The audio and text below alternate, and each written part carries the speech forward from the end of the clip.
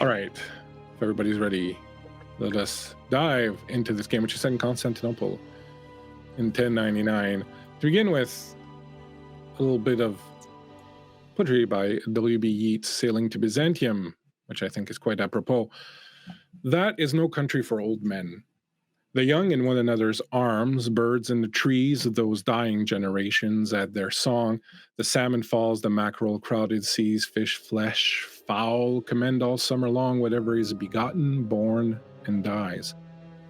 Caught in that sensual music, all neglect monuments of an aging intellect.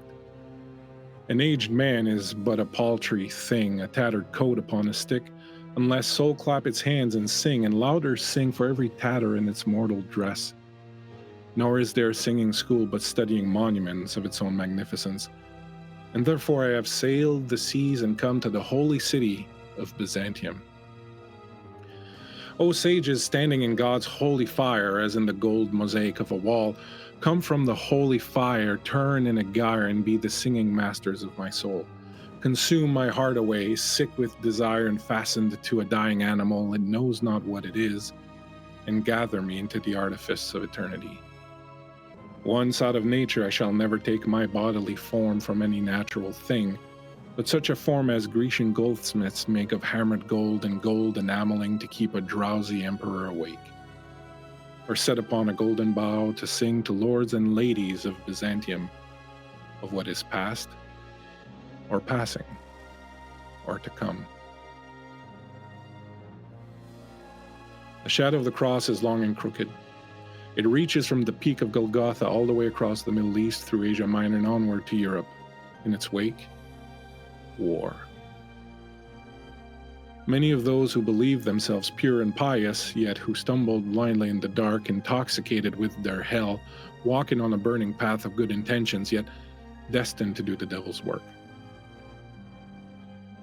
Nowhere is this more true than among the Cainites, those descended from Cain and born of the first sin, creatures of lust and hunger driven to the darkest paths, yet some find their way to dark paths by traveling along golden roads. The desire to do good is often one of the devil's points of entry, slipping in under the flesh and entering the blood and spreading out in foul corruption throughout the entire body until only a thin shadow remains. For many, that shadow is the edge of the blade, on which they balance one wrong move, calling forth the blood. We're in Constantinople, near Lord 1099. The following excerpt is taken from the book Constantinople by Night, written by Philip Boulay, Joshua Mosquera-Asham, and Lucien Sulban. The Roman Empire lies in ruins, and from its ashes rises Constantinople, the city of gold, the crossroads of the world, the bridge between what was and what will be. Constantinople sits uneasily between two worlds, the Byzantine Empire, a wonder and marvel to both the east and west. Roman, Hellenistic, and Christian influences merge and come into conflict. At its heart is the majestic Hagia Sophia, the Church of Holy Wisdom, whose towers and domes shine brightly in the midday sun and glow with eerie torchlight all through the night. Radiating outward from this nexus along immaculate streets can be found the many forums of the city, its imposing hippodrome, and the majestic palaces from which the emperors rule Constantinople and the Byzantine Empire. Roman-style villas, bazaars, and secluded monasteries can be found atop Constantinople's 7 hills, which are home to its staggering 1 million citizens, making it the largest and richest city in the world. Although serene, Constantinople has not escaped the ravages of time, and nowhere is this more evident than in the slum-like Latin quarter that lines the natural harbor of the Golden Horn. This squalid area has become home to merchants from the Italian city-states. Constantinople is the greatest city in Europe, but it also casts a dark shadow. Its streets and churches betray its Cainite masters. Indeed, many of its holy icons are reflections of vampires. The imperial throne is dominated by ventru ambition, and in the dark and winding streets of the Latin Quarter, vampires hunt each other as readily as they do mortals.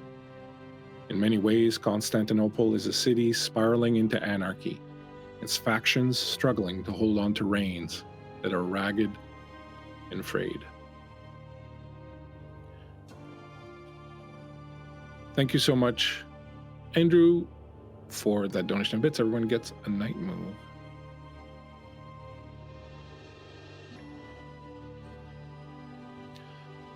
A little over 100 years ago, the Black Plague swept through Constantinople. It was brought from Europe by soldiers going to the Holy Land, and the Latin Quarter was most sorely hit.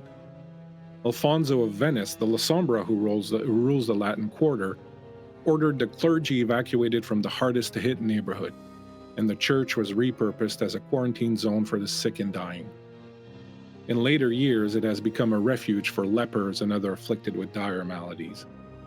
None dare approach this festering pit of disease, which makes it a perfect hideaway for Severa, who maintains her haven in the lower catacombs of the church, in the shadow of the Severan wall. As we enter into this catacomb tonight, what do we find Severa doing? And please, at the same time, tell us a little bit what Severa looks like. Severa is cursed with unjust beauty.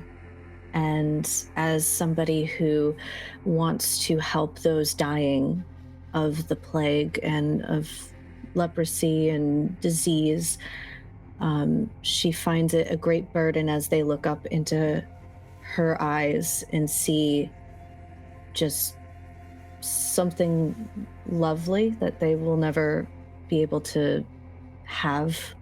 So she wraps herself in a somber sort of ceremony every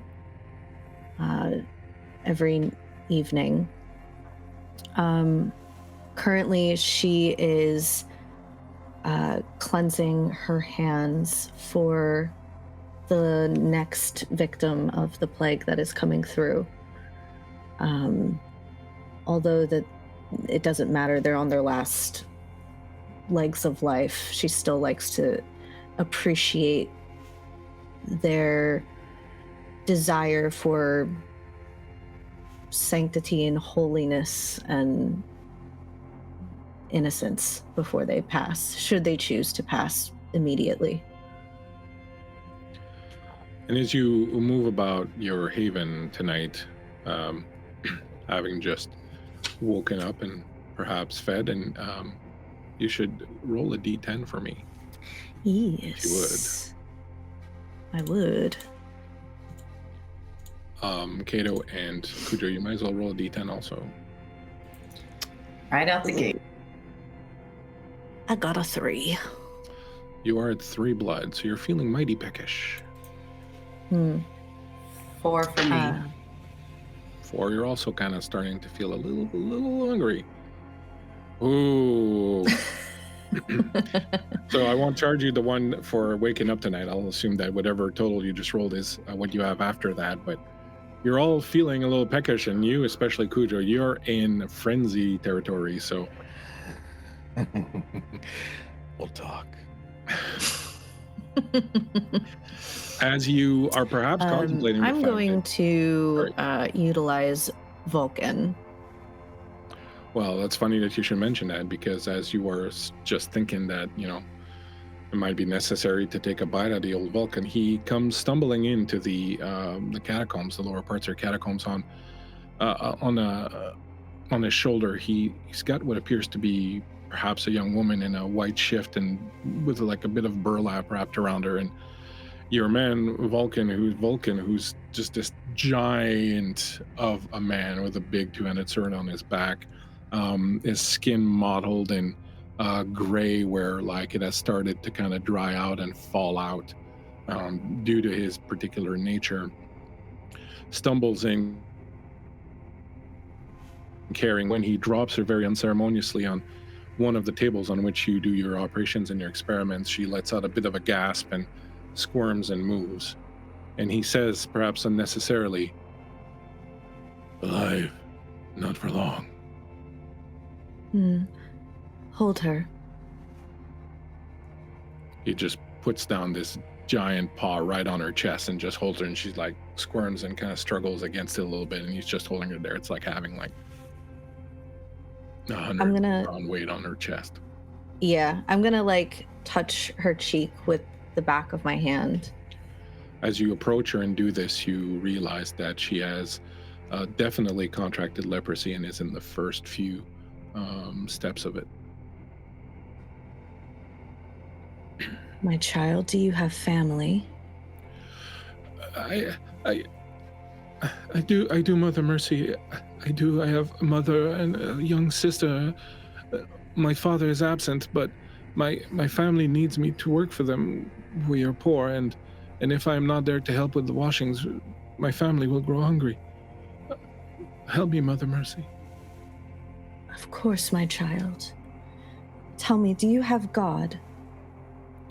Of course, I am a good Christian. I make my prayers every day and attend the services whenever we are able to. Why has God forsaken me thus?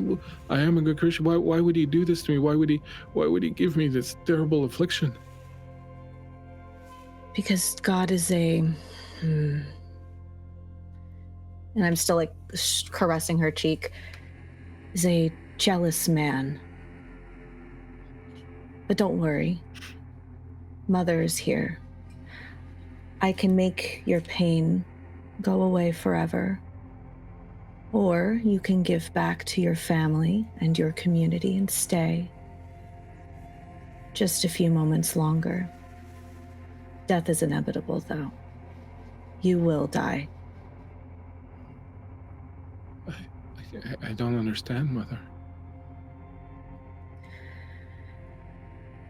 I would like to grant you the gift of productivity. I could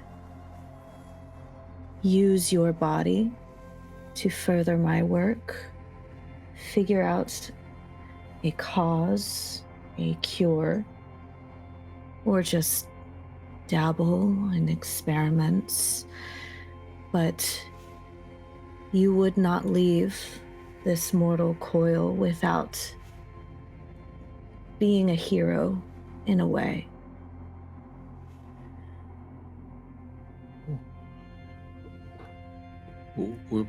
Will it hurt? No, not at all. Then I'll do it for my family. Good girl. And I would like to first feed on her so I'm not peckish anymore. Excellent. I will say you can get 2 points of blood. Fuck yeah. Which will leave her fairly weak, but still okay. Vulcan will pick her up and carry over in the other room. You have a series of little cells where you keep your experimental subjects. He will carry her there and put her in one to let her rest for a little while. He'll stumble back into the room. Not stumble, but like kind of lumber into the room, really. This just monolithic piece of rotting human flesh. There is word. The Romulus wishes to speak with you.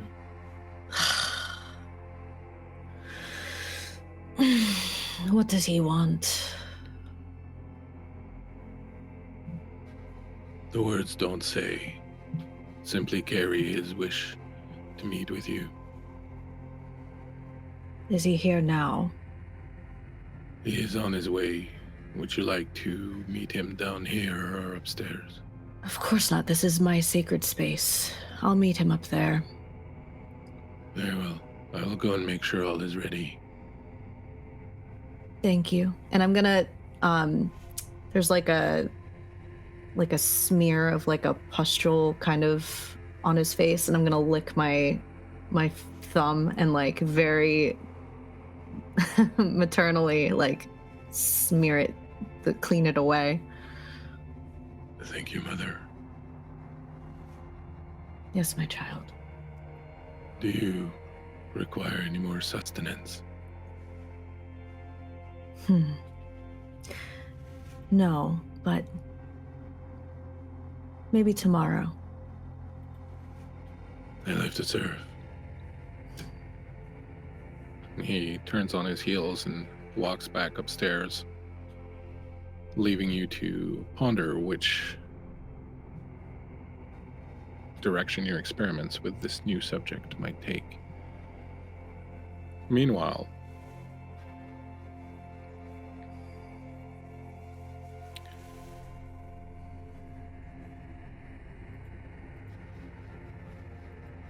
everyone got another night move from Myriad, by the way. So please do know that. Thank you very much, Myriad.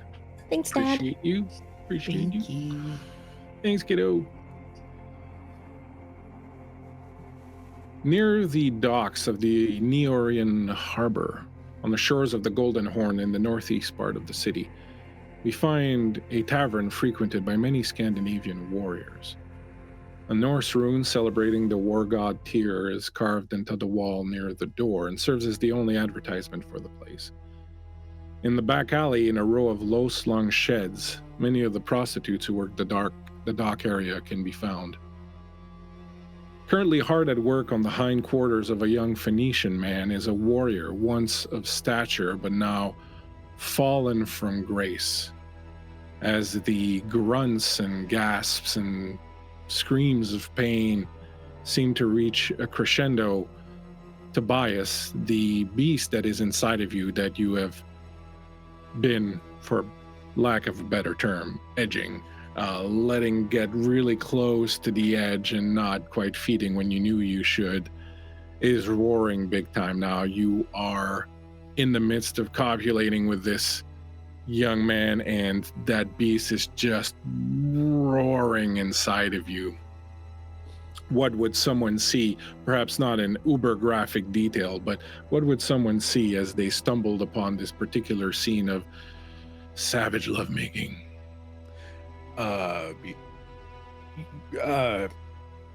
Probably up against the wall.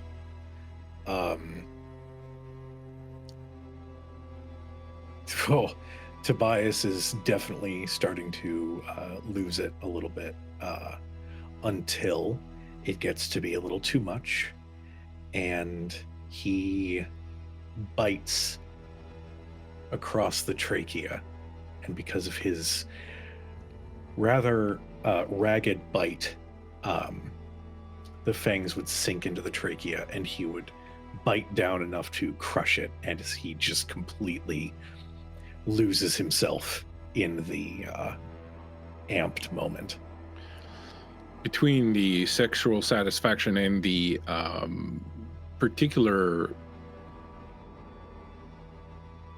feeling of the vampire's kiss, your unfortunate victim, his gasps cut short by the wound in his throat, looks at you wide-eyed as blood pumps freely into your mouth from the ragged hole that you've done in his throat, and he slumps very slowly as you reach that moment of satisfaction. You stand over him, watching him eke out the last of his little bit of life. The blood that you've just drank, and I will say you've gotten 3 points since you killed him in doing it, satisfying you as much as his hindquarters have. You stand there letting the fresh sea breeze wafting in from the docks caress your sweat-covered body, when you hear from behind you, fuck, not again. Jesus Christ, Tobias, you gotta stop doing that. But it's so much fun. Yeah, fun for you, but I'm the one who's got to get rid of this shit after. We all have our uses in life, don't we? You turn around to see your companion, Telok Ra, a warrior that you met some time ago who has sworn himself to your service. You have been feeding him blood on the on and off, and he has gained some strength as a ghoul, and of course the blood bond is quite powerful now. He is dedicated to helping you achieve your goals in this city. He shakes his head, comes over, looks at the body, Haven't you ever met one that you liked enough that you wanted to do it twice with them?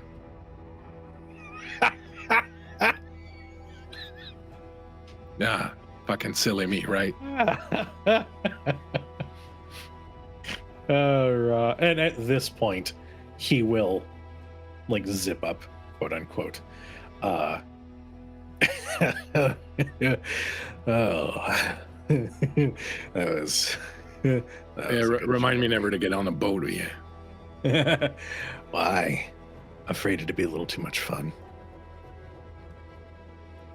Yeah, if by fun you mean bloody fucking disgusting, painful, and an end to my life, yeah, too much fun.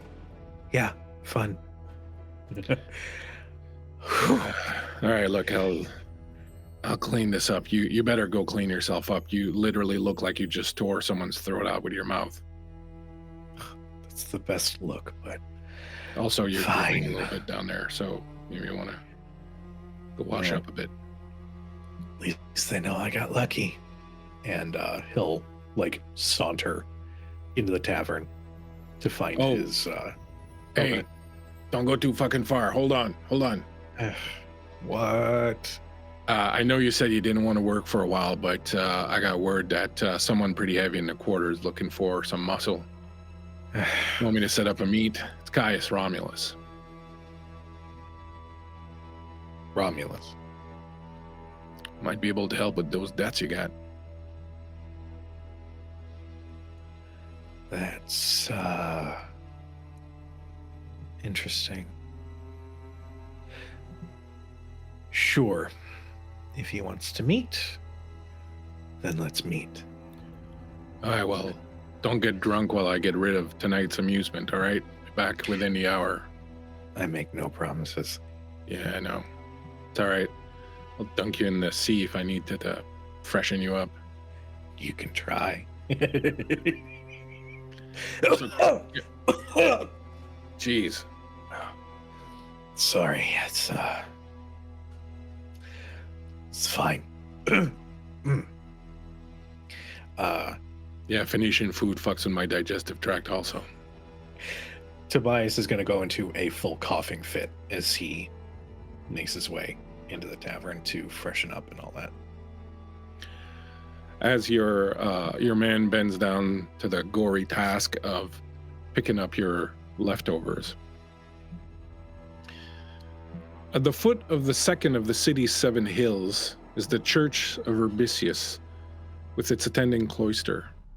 Here, the cold stonework echoes with the chants of masses and the ringing of bells, but not much else, as the nuns, while not under an oath of silence, prefer to keep their voices down to a low murmur. What they whisper of tonight is of the young nun Ariadne, the strange one who lives by night and is devoted to the care of those afflicted with the direst maladies, the lepers and those touched by the plague. They whisper of her 7 nights now confined to her cell, and of the strange accusations levied against her of heresy and prophecy making. They watch as the infamous Inquisitor Anatoli now marches to her cell, flanked on both sides by dire-looking Templar knights, bearing black cloth and skulls on their armors. Ariadne, as you sit in your cell for the 7th night in a row, still unsure of exactly what's going on or what's happening, barely the smallest of windows through which to see the night sky, which is currently clouded, preventing you from reading the stars. What would someone see were they to gaze through into this cell? Ariadne has taken just a short stick and drawn on the floor kind of this large star chart of what's happening in the current night sky. She is able to glean what's happening even without tracking it through books and through a telescope. She knows what's happening and what conjunctions are arriving, and she goes, Jupiter and Saturn are close. Very close. She's kind of talking and muttering to herself, and she occasionally puts a little dot on the chart and then gets up and stands and shifts and looks at it from a different angle. As you contemplate these drawings that you've made, you feel a bit of a breeze coming in through the window, and you hear Ariadne. And Hello? just as you hear this voice echoing throughout your cell, the little viewing slot in the door slides open with a thunk, and a pair of old eyes with gray eyebrows looks in. You will move to the back of the cell, put your back against the wall. Yes, sir.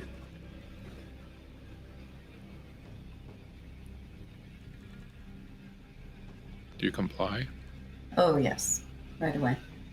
Once you do, you hear the sound of a heavy key ring, key entering the lock, turning, the door opens, the hall outside is dark, your room is lit only by one small oil lamp.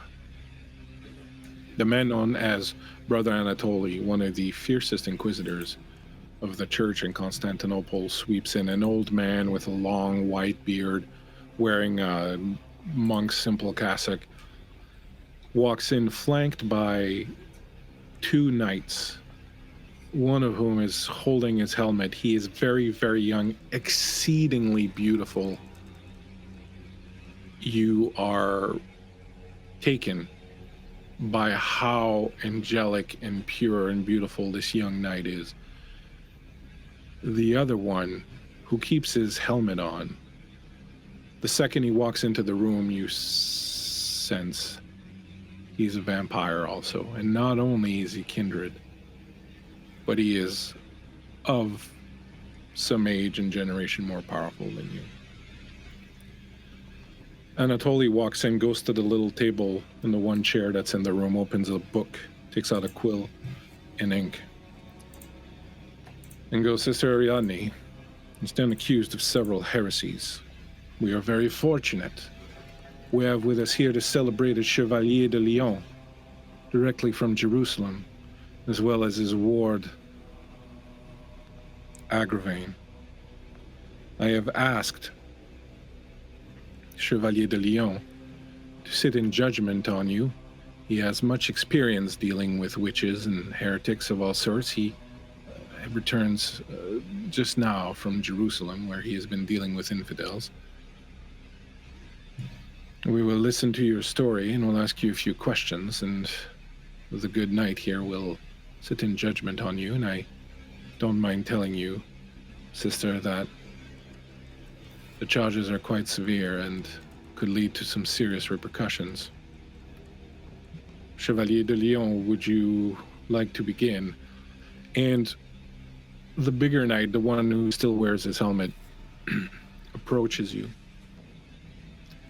Through the visor, you can see that the face behind it is ravaged, destroyed, twisted, bent in monstrous ways. A Nosferatu, perhaps.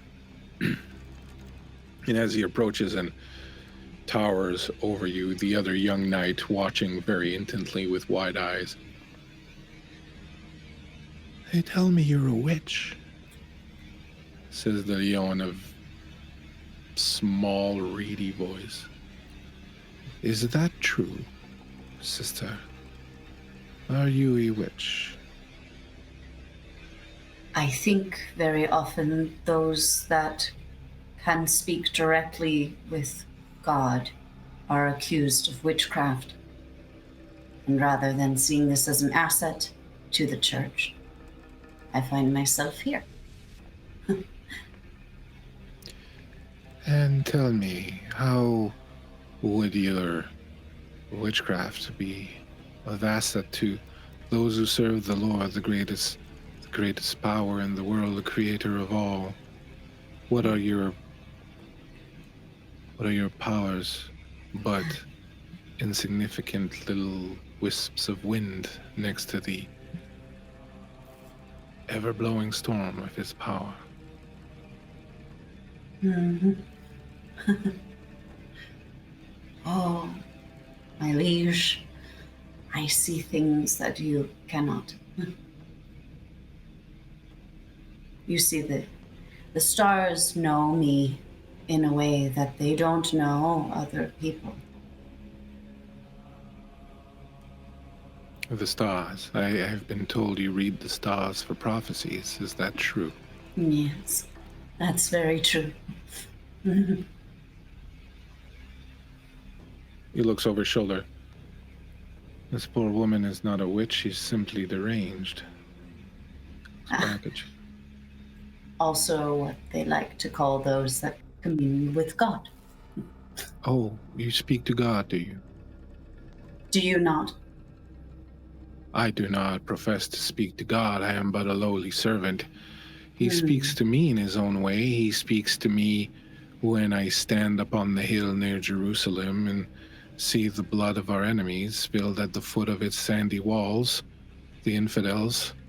Then I know that he speaks through me, through my sword, and I do his work, but I do not profess to speak to him. None of us can. And how is that any different from when I am sat at the bed of a leper who is on death's door? How is that any different? He leans in even closer. You smell the putrid scent of his rotting flesh emanating from his mask. Because I am a knight, and you are a whore. At least I'm not a whore to an army. I know you've been touched. You know many things, do you? I know many, many things, and I know much about you just by the way you smell. Is that so? Well, I'm afraid I know as much about myself as you profess to, but perhaps we will put your powers to the test. What do you say? A little test, perhaps, to see if you are truly a witch or not. A game? Of a sort. My squire here, and he points to the young man, Agravain. He is very young, very green. He has killed a few men, but still has a bit of seasoning to go. I was wondering if you could tell me something about him that I do not know. Would you mind giving me a display of your powers?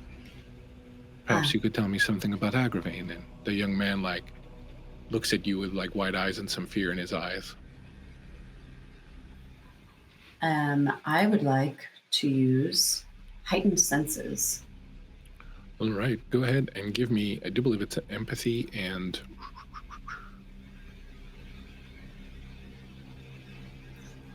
I don't see it. Heightened senses will be your empathy and...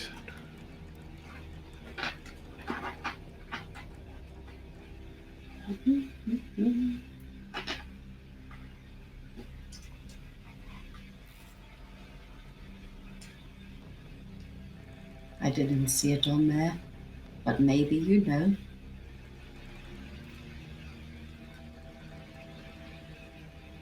Oh, okay. No, I get it. So give me, empathy and occult. You're going to be looking for sixes. You have acute senses, so I'm going to give you a target of 5 instead of... Ooh, lovely. So I have 1 failure, 2 successes, and 1 critical. Okay, that's awesome. You look at the man and the young man, and you see, as I said, this incredibly beautiful, angelic, very pure, innocent-looking young man. And the second you gaze at him with your heightened senses, and the second you kind of allow your senses to envelop him and reach out beyond him, you see something indescribable. You see a ball of pain and horror and ugliness and despair just reach out and envelop you and coat you like oil, and you feel it dripping on your skin, and you sense the presence of some diabolical infernal power that just sort of slips in and is entering your pores It's cloying to you. It's seeping inside of you. You blink. You are on the ground of your cell. The night is looking down at you. You got a fleeting image of the young man, but he wasn't the young man. He looked different. Dark-haired, still handsome, sitting in a tower of glass, surrounded by coffins and bones and skulls. Well, what did you see? Anything interesting?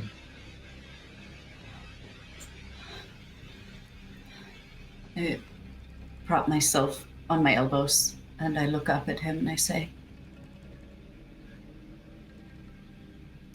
quite young for all the battles you've seen. He looks at the older knight for permission to speak, and the older knight says, "Answer her. I'm not young. I'm 16 years old. I'm a man grown. I've done a man's work." 16. Still but a boy. Oh. Something lives in you. Something dark.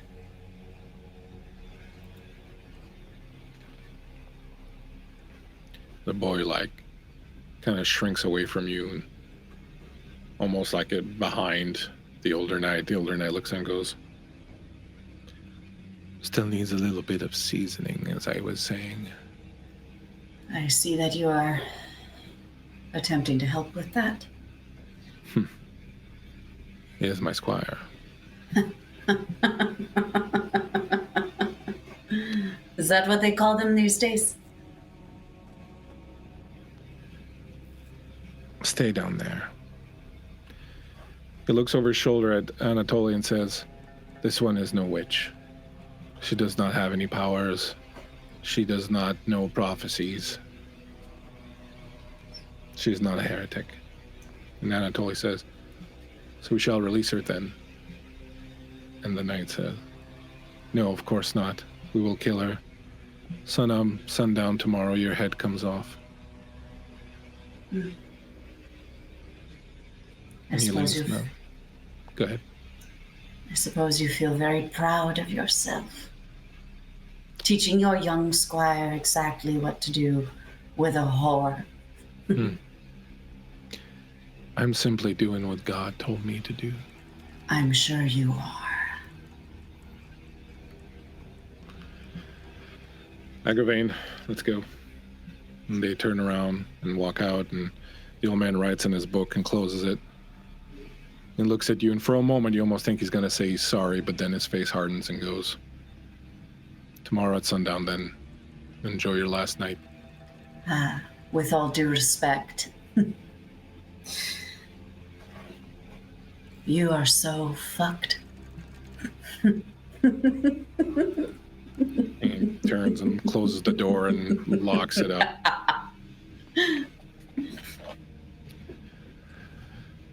Meanwhile, back at the church, you have emerged from your catacombs. The place is filled with maybe 30, 40 odd lepers and other people who live here now.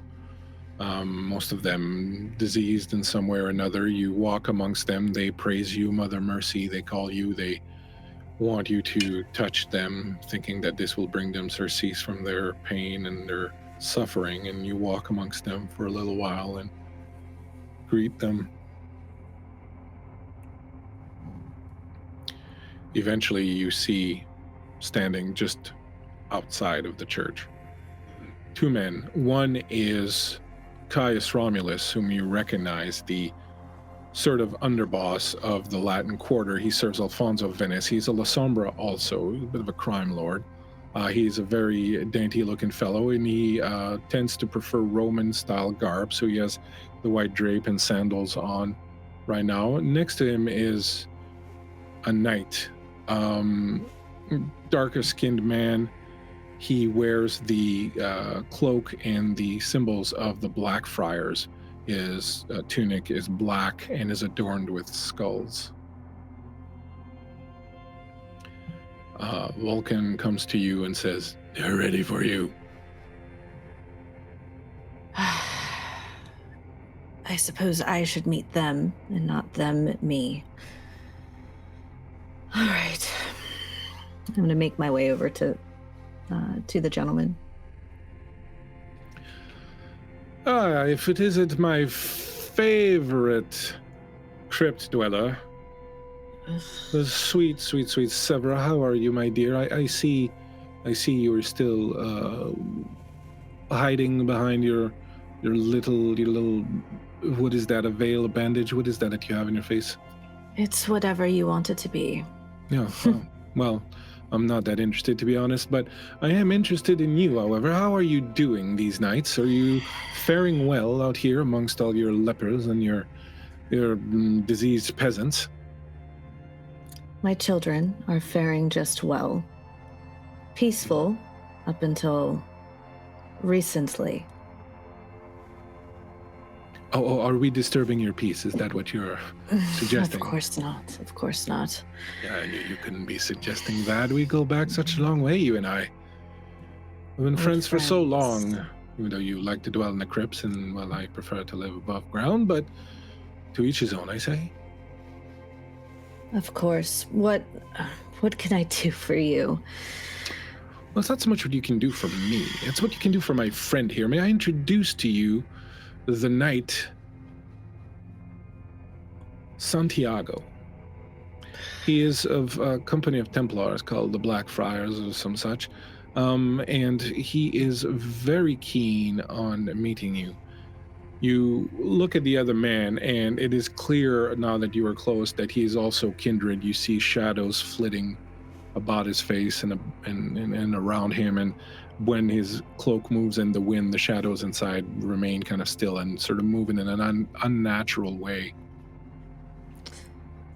Santiago, it's a pleasure to meet you. You forgive me if I don't bow or curtsy. The leprosy just spreads so much quicker. That is quite all right, my lady. I am told by our friend here that you have the ability to speak to the dead. Of course. I have the remains of, and he looks around to make sure that, no one's around over here. I have here the remains of a Cainite, whom I would be very interested in asking a few questions of. I can pay you however you like, in gold, possibly, but if there is another means of payment that they would prefer, I can certainly see to that. Could we make some arrangement? I don't need gold. I need, and she looks around at all of her children, straw and linen would be nice. I'm certain that can be arranged. We have a few holdings in a city, and certainly the ability to acquire these things. Simply, perhaps, and he looks over at Romulus, perhaps pass your requirements on to Romulus, and he will make sure that it is taken care of. Will you, Romulus? Oh, of course, my dear, I will. Absolutely, I will. I will make sure that this is done forthwith. I'm not very fond of going where any motions at the church where all the lepers and the people with the plague are amongst peasants. But however, if you don't mind, you can head downstairs and with our lady friend here, and I will perhaps meet you later. And Santiago looks at you and says, "Is that what you would like? Would you like us to?" Well, where would you like to perform this? Clearly in my catacombs, but Romulus, you may wait outside if you choose not to be among us peasants. Oh, absolutely. Dreadful. Yes, well, hopefully you don't miss anything fun. Oh, I'll survive. I'll amuse myself out here. Yes, I'm sure you there's will. much to do. I should have brought a few friends. For protection, of course. Who would dare lift a hand against me in this quarter? You jest. But I do appreciate Of course. the sense of humor. We are all so funny when we're on the brink of death. Well, some of us are a little bit beyond death, but yes, absolutely. I understand what you're saying. But run along now, and please see to my friend Santiago's needs, and I will make sure you get all your, what was it you wanted? Linens and what have yous? Straw and linen for beds. I am in no need for your gold. All right, straw and linen for beds. I will make sure that gets delivered to you forthwith. Is this actual forthwith or Romulus time forthwith? Oh, darling, everything works on Romulus time in the quarter. You know that. Unfortunately, I'm all too familiar. Okay. It was a pleasure. Seeing you again. Yes, of course. That's a very funny joke. I can see you just fine. Unfortunately. Oh, well, I'm not that horrible looking. My mother says I'm actually quite handsome. Your mother... Don't say anything about my mother. Thank you very much, Severa. Now please run along to your little bones and your little cribs. Santiago? Yes. We shall speak. Santiago follows you and goes, he is a very obnoxious man, isn't he? He is exactly what I would expect from a man of his power. Yes. Yes. It does seem that the more powerful a man is, the more obnoxious he becomes. I've met a few of his ilk in my time. Do you aspire for power, Santiago?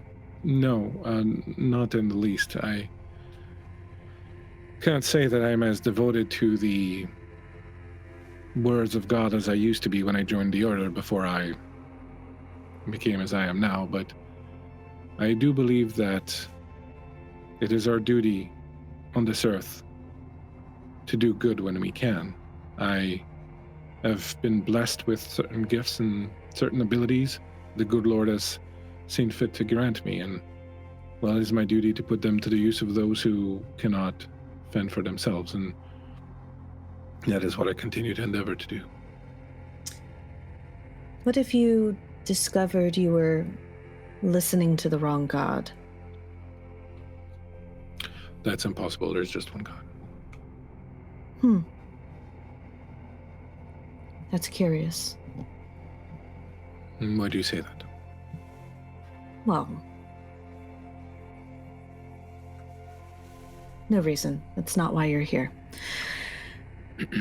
Follow me, don't touch anything. I was told you were strange, but I want to assure you that I pass no judgment.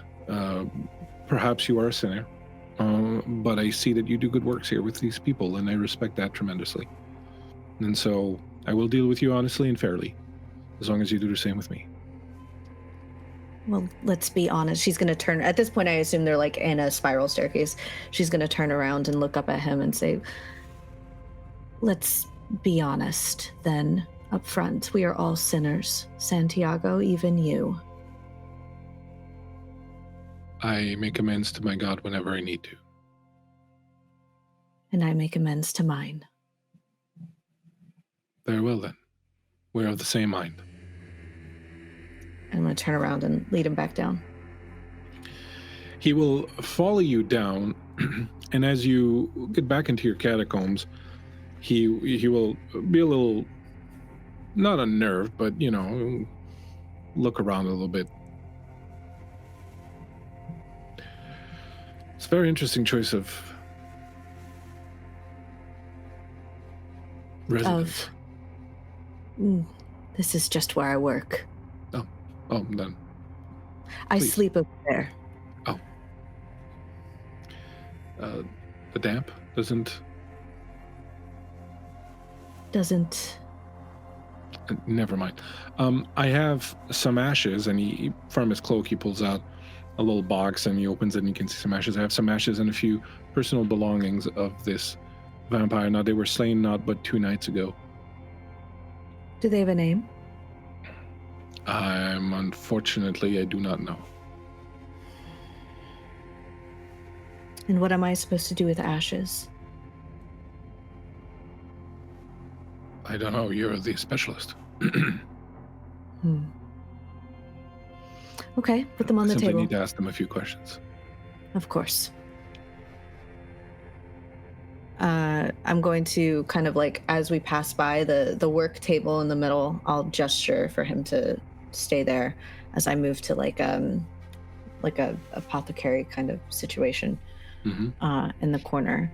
And I'm like not looking at him, but I say like I could feel him looking around, and I say, pay no mind to the ones in the cells. I am quite used to seeing people in cells. I am a Templar. Of course. Okay. Well, if he wants answers, he will get answers. I would like to do my fun, probably whispers to the soul. Right. No, maybe not that one. I would like to, whispers to the soul I think might work. Okay. Not a problem. Go ahead and roll me your occult and manipulation. Okay. I can totally see my sheet. Occult is You have 2 3 and and 2. 3. Cool, thank you. You do have a couple of night moves also if you want them, but you can roll first. Yeah, I only got 2 successes with that. I got a 10 and a 7. No, the 10 is a critical success, so that's 3 successes. You're good. So as perfect. you start the incantation and start reaching through the veil and reaching through into that other world, you're lucky, and you know that you're lucky that this person hasn't been dead very long, so their soul is going to be nearby. As you reach out for them, you see them huddled together with 2 other souls, and they seem to share a bond and to be closely related. But you manage easily enough with your 3 successes to pick out the one you want to talk to, and because of the power you're using, you are not able to summon them completely to appear here, but you feel them approaching you, and you feel them kind of entering you, and you feel that you can speak in their voice. You, as always when you do this, you kind of lose track of what's going on. You hear yourself speak, you hear yourself say things. You hear this sepulchral voice coming from your throat. Eventually you feel the spirit leave you. As the spirit moves out of you, you hear the questions that the knight asked him. You get the sense that the spirit you summoned was the spirit of a Salubri. You've heard of the Salubri. There are mixed things being spoken about them. Some say that they are goodly vampires who seek only to help others, and yet there are vile rumors being spread about them, of darker tidings and darker things that they do. This one was slain by the Templars, the Blackfriars, 2 nights ago. The knight asked them very specifically about something called the True Cross.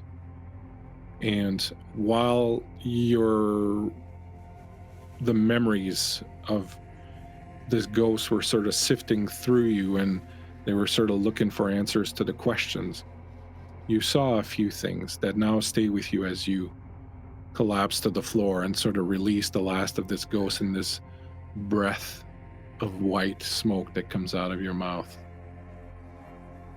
You recall the question about the True Cross.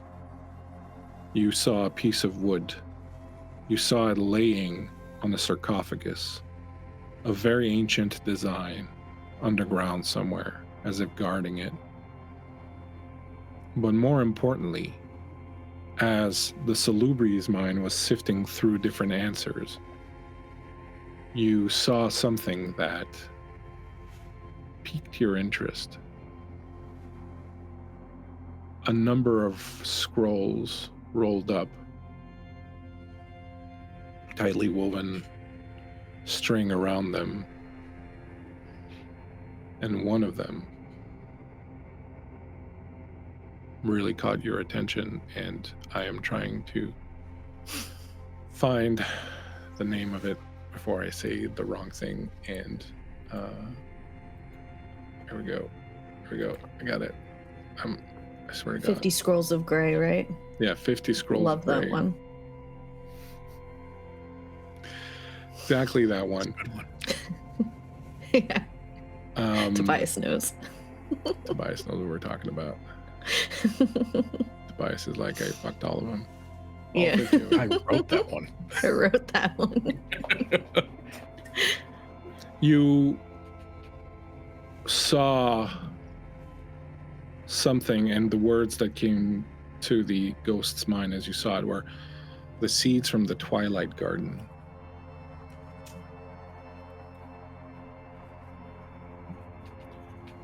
Are you okay, madam? Does he come to my aid? Yeah, he kind of approaches you and puts a hand on your shoulder. I'm going to shove him back as hard as I can. He stumbles back. I'm sorry, I didn't mean anything untowards. Your people killed this one. Yes, we did. Did you? Her and 2 others.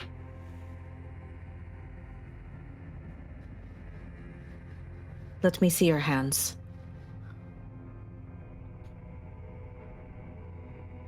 I want to use heightened senses to see if he directly, killed these vampires. No. You realize when you use your power that the only thing you see is, oddly enough, you get a whiff of pomegranate. Okay. I take his hands, I'm smelling them, and then I throw them down. Why did they kill this one? Speak. In Jerusalem, we uncovered a temple of their kind. We followed information that we had all the way here and uncovered that they had established a temple here also. My leader, the Chevalier de Lyon, ordered us to take the temple by force and to slay all who were within. And you say you are the mouthpiece of God? I have never said such thing. I only said that I listen to him and what he wants me to do, but he does not speak to me. I simply do what I can as a man of faith. I did not want to raise a weapon against them, but... well... But you listened to the commands of another mortal man. Not immortal. Chevalier de Lyon is one of our kind.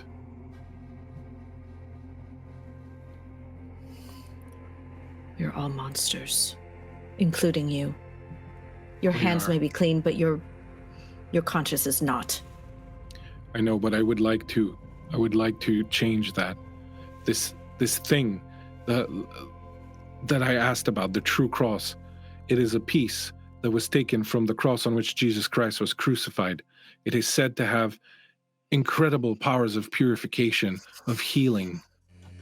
If we could find it, if we could bring it here, you could heal all these people that you have upstairs. All these people dying of the plague, all these people suffering from leprosy and other ailments. The True Cross is imbued with the healing power of Christ. Don't speak to me as if you know my work, as if you know what goes on over here. Romulus doesn't step a foot in this place because he doesn't want to get filthy, so he says. I am not like him. I simply look for ways to help people. In this simple piece of wood is a tremendous gift from Christ himself.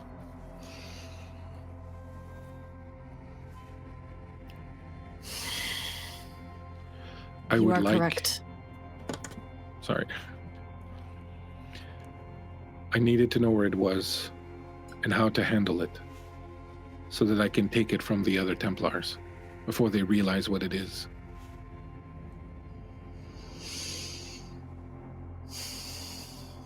I do not trust you to do this on your own, but I can help you find it. What I really need, if you are willing to help me, is someone pure of heart, a follower of Christ. For only those who are truly pure of heart may handle the true cross without burning. Do you know of such a person? What would you say if the person I recommended was considered a heretic? I would say that we are beyond such worries now. If this person is, as you seem to believe, truly pure of heart, truly devoted to light and to God, and is willing to take the risk of touching the true cross with their bare hands, then I would be willing to have them help us.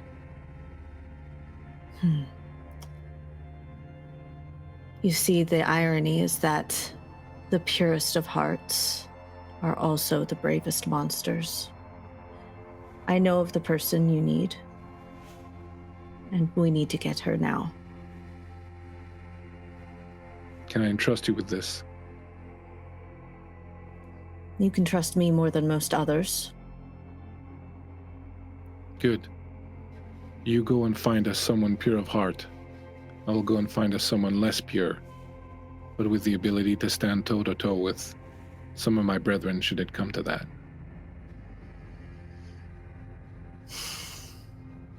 Very well. Let us meet at the tower a few hours before sunup. The Tower of Ynes. Fine. I will be there. You do good work tonight, Severa. God notices those who do their best. So does Lilith. At that, like, his eyes go wide, and I do not judge. I reserve mine. He bows. In a few hours, then. Tower of Ynes.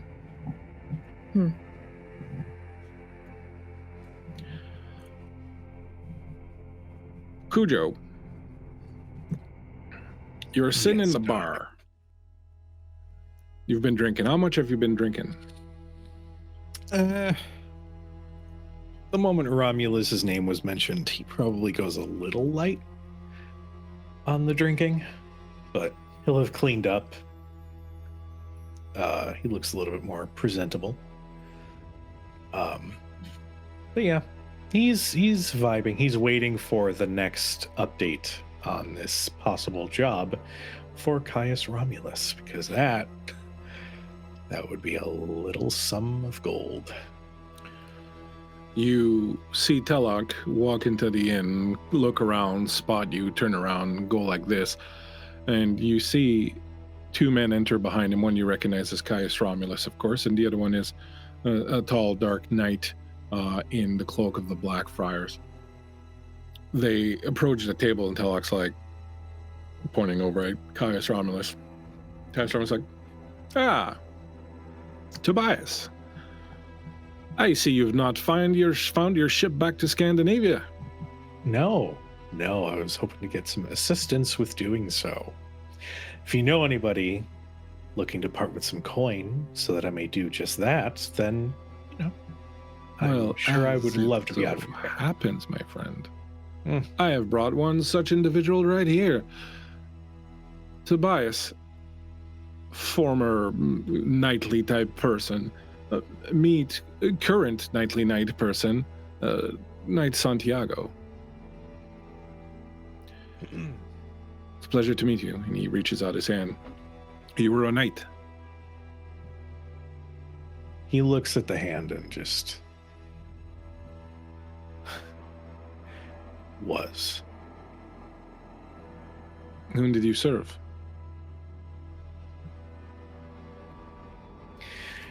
He pushes his hair back and reveals the ruby in his left ear, signifying that he is Varangian. His eyes are right. The Emperor. You were part of the Emperor's Guard. Was. Our friend here has fallen on somewhat of hard times. Mostly whoring and drinking now, with a little side action of gambling and some murder when needed. Quite a handy individual to have in a pinch. Perhaps not worthy of the Emperor's Guard anymore, but who amongst us really is? I am Thank you. honored for to that meet you, glowing sir. recommendation. Honor is someone's, but you're really tall. Get out much? As much as I can, yes. Well, May I sit? sure. I'm going to see if they have a clean mug or a clean horse somewhere in here, and Good luck. Romulus walks off.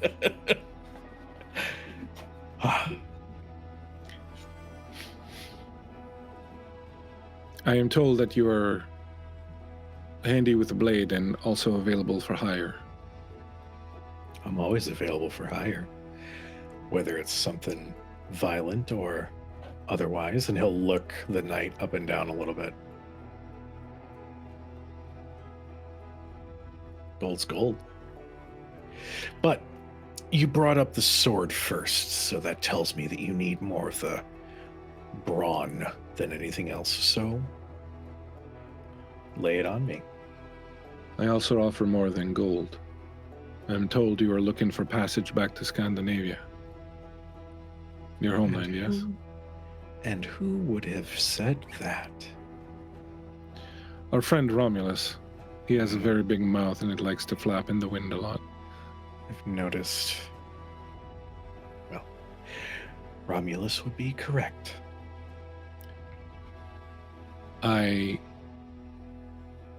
Should we be successful in my endeavor, I would be looking to travel back west. And I would be happy to have you on board and along for the trip.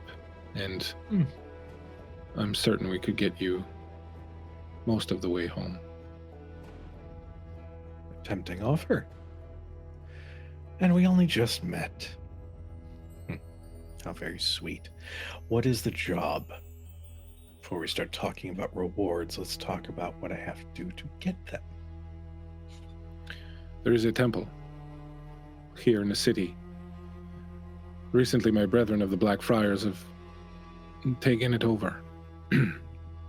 It was a temple of heretics, of those known as Salubri. We slew all of them. My brethren have taken it over, intending to go through the treasure. The place is rather replete with it. But they don't quite know everything that's in there or what they have. There is something in there that I would very much like to keep out of their grasp and that I would like to have for myself. It is a small thing, a piece of wood, and it may not mean much to you, but it is of great value and importance to me. I would like to steal it from them before they realize what they have. However, these are highly trained, highly experienced men, and taking it by force is not advisable, but it may come to that. And so I was looking for one or two good swordspeople to assist us. How very saintly of you. Oh, I don't know if saintly has anything to do with it, but I certainly intend to put the item to good use. Oh, sure. Anything else we find in there that you would like, that you can carry, is yours to keep. And I am not sentimental towards my brethren. If you need to slay some of them, then so be it. This piece of wood really must be something of importance for you to throw away your brothers so easily. It is a piece of wood from the cross of Jesus Christ.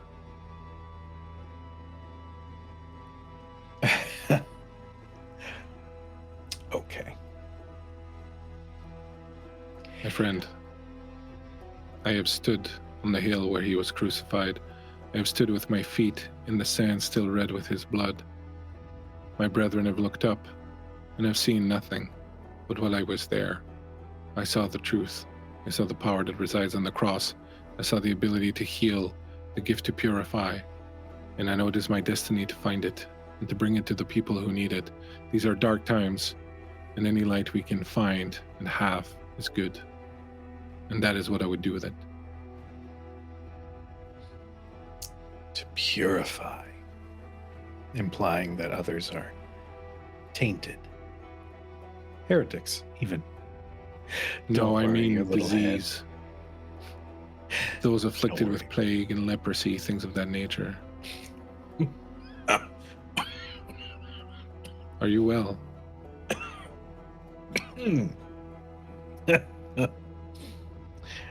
Not that it's my place. I'm going to take your little job regardless, but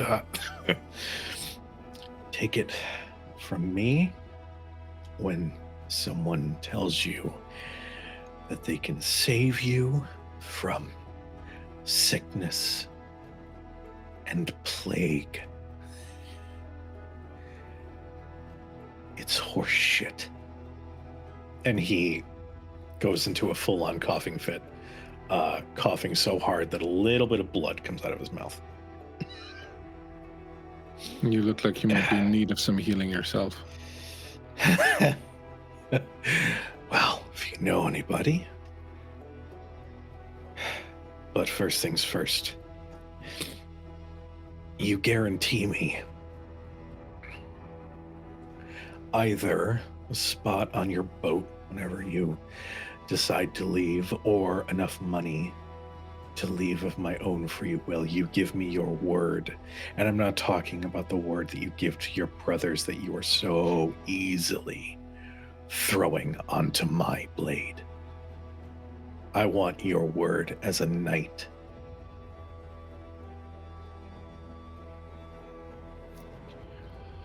He draws his sword out, puts it on the table in front of you. May the sword rust in my hands.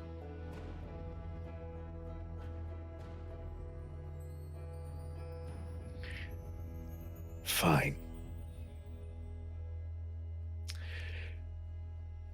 I trust you have some numbers of how many of your brethren are in your beloved little temple. I do. But we are to meet a few more people, and I would rather not repeat myself. Are your companion and yourself ready to travel? We shall go meet them. On that promise, we'll be ready to travel within the hour. But very good. The Tower of Irene, you know it? I do. Meet us there. Sure. He gets up and looks at you and says, the work of a Varangian Guard, guarding the Emperor, chosen by God, is an important task, and you may have fallen somewhat far from that lofty ideal, but the fact that you still wear the ruby tells me that part of you still clings to some of it. That is the part that I am counting on. You're counting on me being willing to bring death to your sworn brethren. My ruby and my oath to my emperor is but a flower in a hat. Don't mix the two. I would hate for your honor to be sullied, Sir Knight. Point well taken. Meet you in an hour. Of course. And once we retrieve the True Cross, if it can indeed help, you are the first recipient of its help.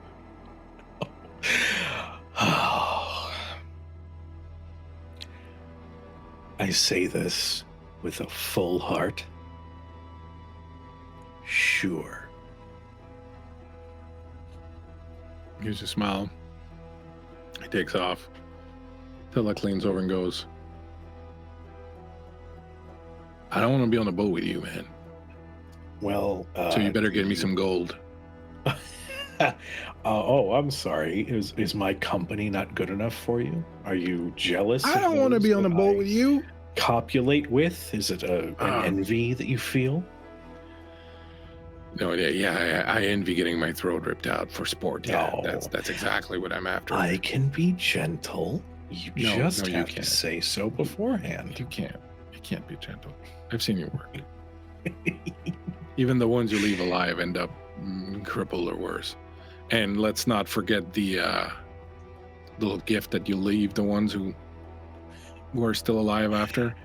Hey, think of it like a symbol. They survived Tobias Orkhan. Only to die from the Black Plague. Yeah. It's a hell of a symbol. Well.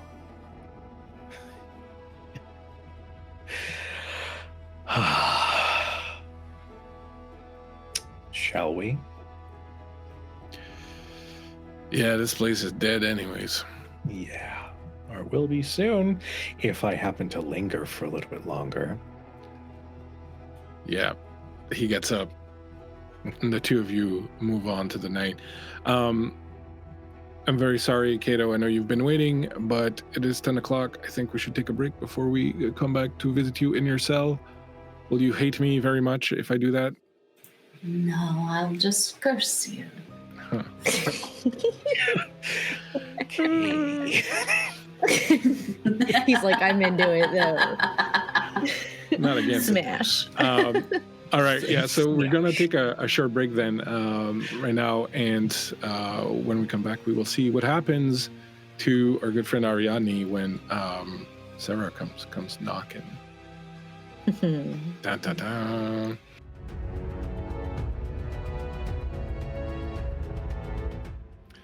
Thanks so much for hanging out with us, people. We appreciate you putting up with our shenaniganeries.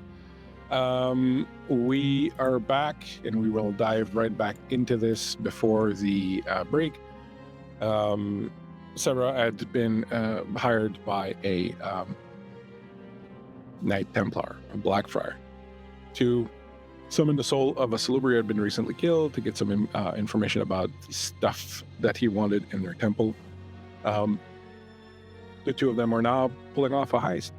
And in order to help them do this, they've hired the gangrel Tobias, who is more dangerous to his lovers than his enemies. And because they need someone who is apparently pure and goodly, they might be just about to try and see if Ariadne is going to come along. Because you never know what's going to happen. That's the way these games go. Speaking of Ariadne, you have been in your cell, lying on your back where they left you for a little while, looking through that one little slit of a window at the top of the wall, and the clouds have parted in the meantime. And you now see the stars, the constellations and planets and all that floating around up there. You hear again, carried by that breeze that comes in through the outside, Ariadne. Hello. But worry not, my child. I am with you. Then I am with you, and I send it.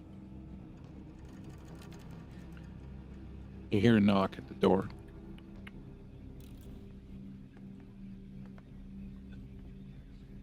I stay laying on the ground, just gently with one finger drawing a spiral And then wiping it away and then dropping his spiral.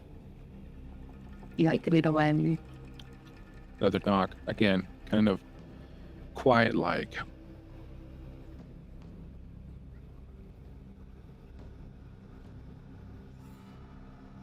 I sit up and I just slow crawl to the door.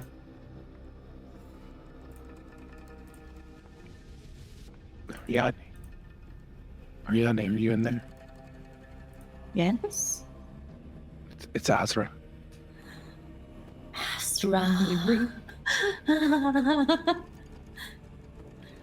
I've brought you some night moves from Barlby Gem. Everyone gets a night move from Barlby Gem. Oh, thank God. Thank you, Varl. Are you okay? I am being sentenced to death, so no. That's what they say. They say that they will cut off your head. Yeah, they do. I have someone here. I have someone here who would like to speak to you. Perhaps they can help you. Perhaps they were sent here by God to free you from this cell. I try to reach a hand through to grasp hers. She reaches to, and you can see the marks of leprosy on her hand as she takes your hand. Nice try. Nice try. Would you like to speak with them? Yes. Yes. Just before pulling back, she goes, are you hungry? Oh, God, yes. She rolls up her sleeve, and you can see all around the length of her arm, all the marks of leprosy, and she pushes her hand through into the cell. And I take her wrist in my hand and just bite down in the hole.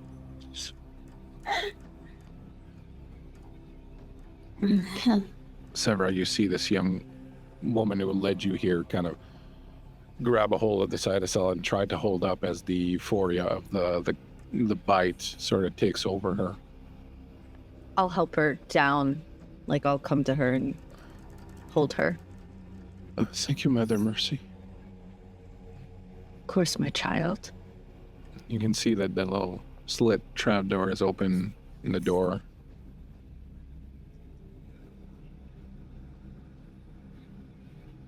Sister.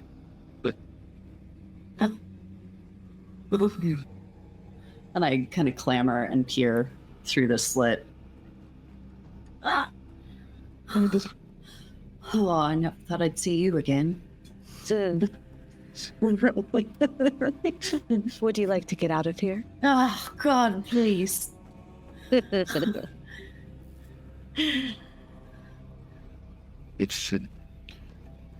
are we going to do that?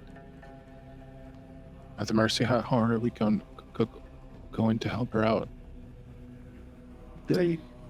Well, I suppose we can start with keys. Are there keys? The mother would have the keys, I would assume. So you had them. That's how he opened the door. Well, are there hinges on the door on my side? Yeah, it looks. My child, I'm gonna bend down to her and just hold her head in my hands. Can you use your hands and remove those hinges from that door for me? Yeah, I don't think I'm strong enough for that. Yeah. Why don't you try? Is there something I could do to boost her strength? Can she? No, but you could do it with yours. You can spend blood to increase your physical stats. Yeah. For the blood. Yeah. I'll do it. So I will. Yeah. As she starts to reach towards it, I'll pull her back, and I'll say, "No, It's all right. You've done more than enough. And You can- I'll go. You can spend 2 blood and like get 2 extra strength if you want. Yeah, I'm gonna do that. I think I'm pretty strong already. Maybe, I don't know. Strength is 2. You have 2, so you'll get 4. Mm-hmm. And go ahead and roll those bad boys. Yeah. You also have night moves, which, if you want, can give you an automatic success. Oh no, I got 3 successes. I'm okay. Okay. You reach down with your fingers and grab the top of the hinge, the little bolt that's in the middle, and you pull it out, and you hear it make a little bit of a noise as you pull all 3 of them out. As you're pulling the 3rd one out and are starting to maneuver the door, you hear Azra say, someone's coming. And she kind of scoots back and kind of hides behind you, and you can see down the hall, sort of around the corner, you can see the glow of candlelight that's kind of approaching. Vulcan's with me, correct? Is he? You tell me. Yeah, he definitely came with. So why didn't you ask him? to open the door? So we're gonna see he's not there. We're gonna say he left. Okay. Yeah. That's true. I'm going to use Kiss of the Dark Mother, and I am going to wait. I'll kind of like the door. I would imagine isn't really going to budge unless I pull it. So I'll leave it for a moment. Actually, I'm sorry. No, I'm going to take it, and because I need her help. Okay, no problem. So yeah, you managed to pull it open, and Ariadne, as you step out, you can see the kind of candlelight of someone that's moving, and they're going to be kind of around the corner and coming towards you at any moment. Would I be able to use Cloak of Shadows enough to conceal all of us? Normally, no, because that's a different power. But I'm going to say that if you wish to spend the night move, in addition to making your roll, you'll spend the night move and not get the success from it. I will let you do that. Okay, I'm gonna do that to cover us in shadows. No, but you don't even need to make a roll. You just have to stay quiet and motionless. So you reach out with your power and you grab the shadows around you, and do you tell them not to move? I grab them both by the wrist and I say, don't move. Don't breathe. Stay put. The light turns around the corner and you see 2 nuns. One of them is holding a candle. The other one is just has her hands from her, and they're walking, as is their wont in this cloister. They're whispering to each other.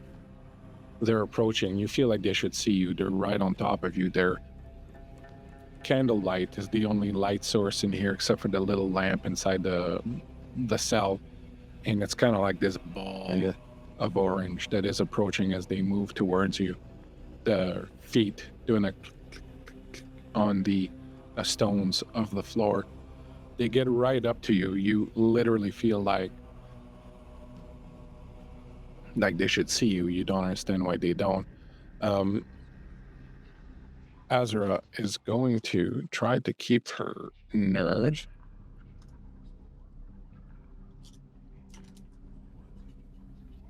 You hear Azra do a little sharp intake of breath. One of the nuns looks at the other. The other one's got her head down. And then they stop. Then they see the door off its hinges.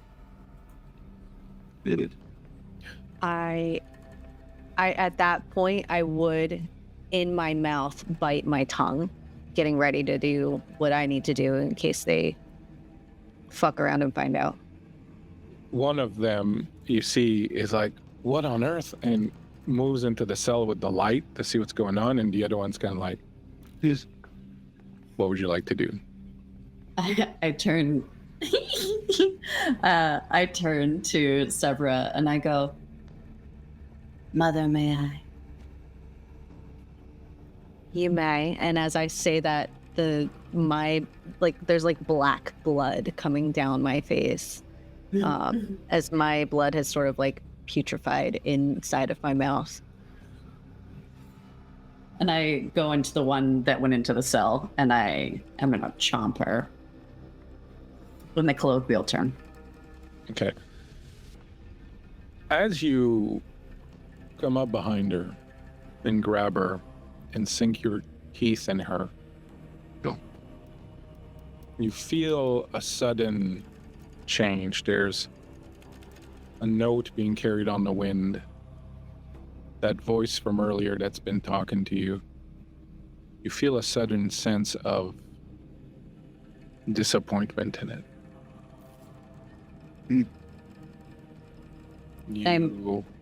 Yep. I immediately stop and pull her neck away, and She falls to the ground, blood leaking out of the hole that you've made in her throat, and she turns around and sees you and backs away. The other one, seeing you appear suddenly in front of her and attacking the other one, screams and turns to go. Do you do anything, Severa? Yeah, I'm going to catch her, and I'm going to put my hand over her mouth and kind of walk into the door, into the room, and see. Not a problem. Yeah. She's a nun. She doesn't really have combat skills. You grab her by the mouth, around the mouth, and sort of carry her inside. The other one is backing away from you, looking at you with this fear and horror in her eyes. Ariadne, as she's clutching her throat, and you can see her habit is just covered in blood. Sister, I'm sorry. It's like reaching for her. I'm tearing the hem of my skirt and going and like trying to bandage her neck and like place pressure on it and like shaking. She like looks at you completely fierce. You tried to help her. She's like battering you and trying to get you. I'm going to take her From me, hands. devil, get away from me. I want to take the flailing hands, like reach over and like kind of like pull them back to expose her neck. Yeah, no problem. You manage to grab her, you expose her neck. You hear the click, click, click of the other nurse as she runs out into the hall. What do you do? Ari, it's all right. You don't need the bandage. Lick it clean. What? Right. And I bend down and just run my tongue along the bite.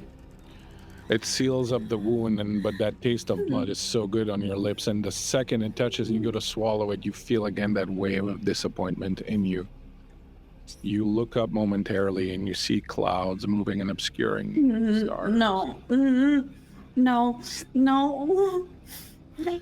The nurse has fainted at this point. Not the nurse. I have to fucking stop saying that. The nun is her eyes rolling back in her head.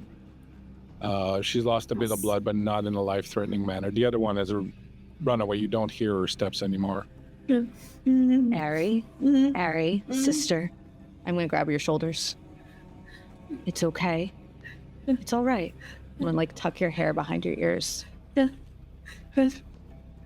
You are no more monster than anyone else. And that is sacred and good. You are good. You are good. Look, she's not dead. You've done well. We need to go. The others will be back. Yes. I'm gonna like kiss her forehead and then help her stand up. You get up and turn and leave the cell. As you enter the corridor, the smell of blood wafts over and hits your nose. And you look over and you see Azra clutching this crooked little rusted knife that she has. And you see the other nun lying on the ground, blood seeping out of her, covering the cobblestones. Azra's like, I didn't know what to do. She came running out. I didn't want her to warn anyone. I didn't want to do it. Can you carry her? I don't know. I'm not very strong. Can you drag her? I can try. And she Try. puts the little knife away in her thing, and she bends down and grabs the nun by a leg. And where do you want me to bring her? There's a staircase back down the hall. It's a wooden door. It'll take you out to the side. There is a man there. It is my guard. He will take the body to a safe space. Okay. I'm sorry. I'm so sorry. I didn't mean. I'm so sorry. She, Don't be sorry, my child. starts pulling the body, and as she does, it's very slow going, but she's managing to do it, and you can see the trail of blood, the smear of it that it's kind of leaving behind. And as you look at it, Ariadne, it looks like an arrow that is coming straight out of her and pointing straight at you. Your feet, you realize, are in the puddle of blood led by the nun. Your shoes are starting to get wet and red from it. I think that Ariadne is probably someone who doesn't often wear shoes. Your think she'd be toes then are barefoot. dipping right into the blood. Hey, it's not ill. Sister, we have to leave. Yeah. Yes. No. Yes. Let's go. You pad away into the darkness, leaving bloody footprints behind you for a little while as you walk out. Eventually, you head down the stairs and find your way outside the monastery without further incident. You find a very large man there, holding the nun over his shoulder. Azra is on the ground, on her knees, crying. As you come out, Severa Mulligan looks at you and says, "Should I get the other?" Yes, of course. Take them both. He moves the one that's on his shoulder and he kind of tosses her in the ditch and rolls a couple of branches of trees and stuff over her. "I'll take care of it, mother." And he stomps up the stairs. I get down on my knees and I put Azra's face in my hands. When you touch her, the veil falls and you can see the ravages of the leprosy on her face, most of the lower part of her jaw gone. She's young, she's in her early 20s, streams of tears coming down her face. "I'm so sorry, I didn't mean." Azra. Azra. Thank you. God will punish me for this. God will bless you. How could he? This was one of her servants that I spilled blood. You saved my life. Does that not count for something? And all of a sudden you see her kind of like, "You're a monster." And she covers up her face and gets up and pushes you away and gets up and turns and runs off.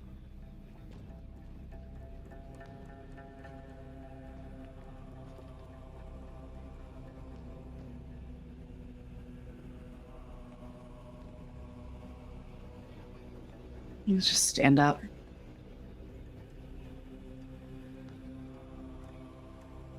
Sister, Yes. what does monster mean to you? An abomination. Beautiful abomination. Oh, yeah. A child of Lilith. Sure. Like,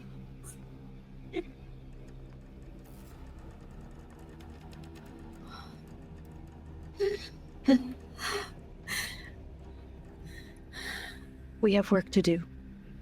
Dry your tears. Yes. Yes, we will. Sorry. I'm gonna start to guide her through like the darkness towards where we need to be. So you're heading towards the tower. You move through the narrow, cramped streets of the Latin Quarter of Constantinople. This late in the night, it's pretty quiet. There's still a few places open, some people walking by, but for the most part, the city is darkened, quietened. There are a few oil lamps here and there in some of the homes, some of the shops that are still open, but for the most part, you're left pretty much alone as you travel through the city and make your way towards the tower where you were supposed to meet Santiago and the others. Cujo, you and Telok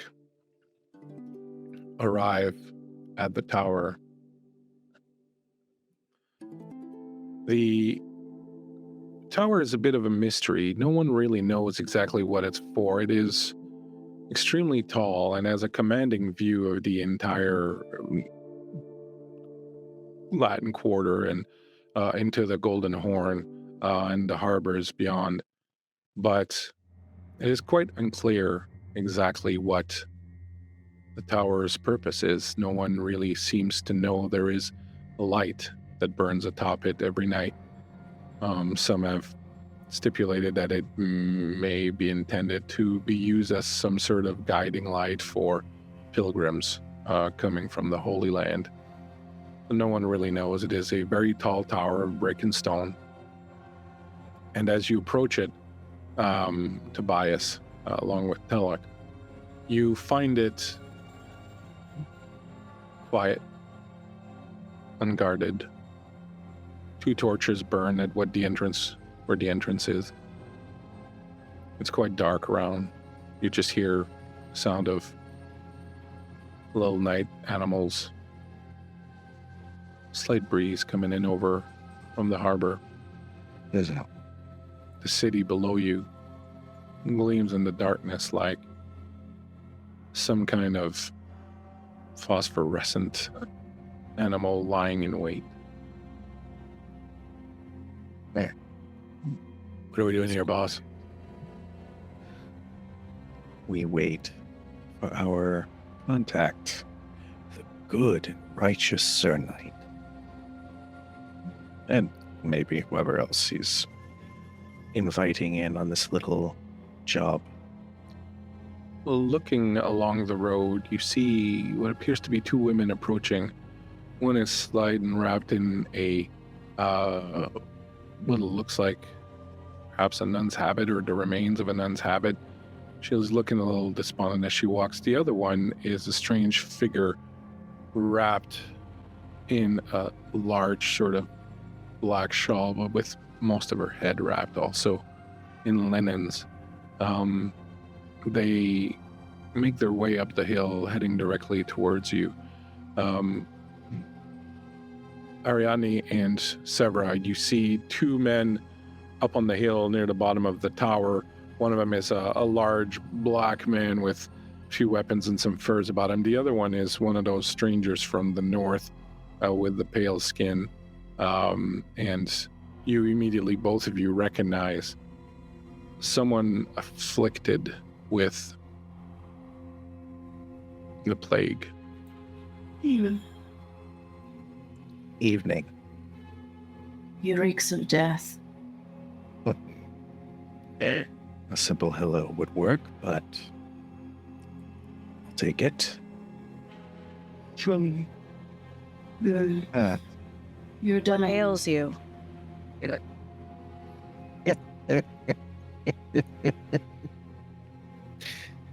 Many things. Typically, I start with names before we get into the nitty-gritty details. Tobias. Severa. Ariadne. Wasn't expecting 2 religious types to also be involved with a little bit of a heist. I walk up to him and I put my hands on both sides of his cheeks and I go, "Born under a cursed star." You have no idea. And he's going to activate Eyes of the Beast so that his eyes shift colors to that yellow that like reflects the light that bounces off of them. And I lick my finger and I touch it just between his eyes and I go, "No, I know. I know exactly what the stars were doing when you were born. And I'm sorry. Save your sorries for those that we have to kill should it come to it. I'm Delhawk.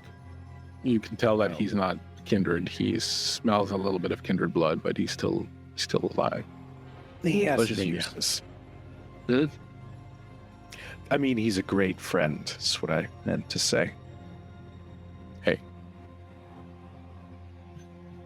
Just being I honest. looked out for you. You did, and you do. Yes, It's appreciated. that's right. Next time, maybe I'll let the bodies lie where they are. Truth be told, I don't think you would. I think Now, you'll make children. your eye twitch. Play nice. Oh, this is me playing nice. You don't want to see me play rough. He says goodnight the naughty way.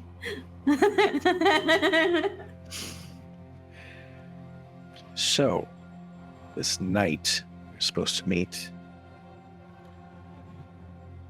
Santiago.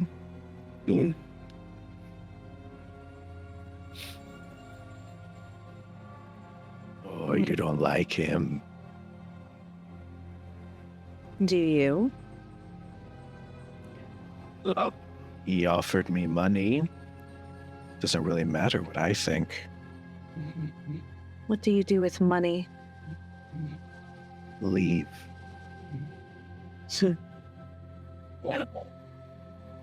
Tired of this cesspool, and I wish to return home. Do you think they'll let you? I'd like to think so, but let's be honest. They're not going to let me do anything. Not Go where I want. They won't let you do anything when they know how sick you are.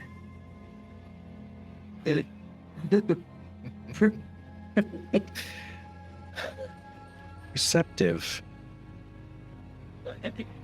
Why doesn't she wear shoes? Oh, why do you? Keep up appearances.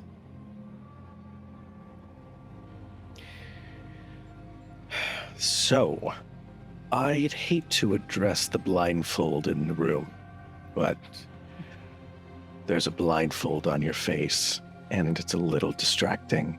Is that intentional? Did your eyes fall out? I'm afraid that if I were to show you my real face beneath these bandages, that you would truly see God. So I keep it hidden. Well, how considerate of you, I suppose. To each their own. I don't do well with the whole people upstairs idea. There's more than one, believe me. Oh, I'm well aware. But all of them can go to hell.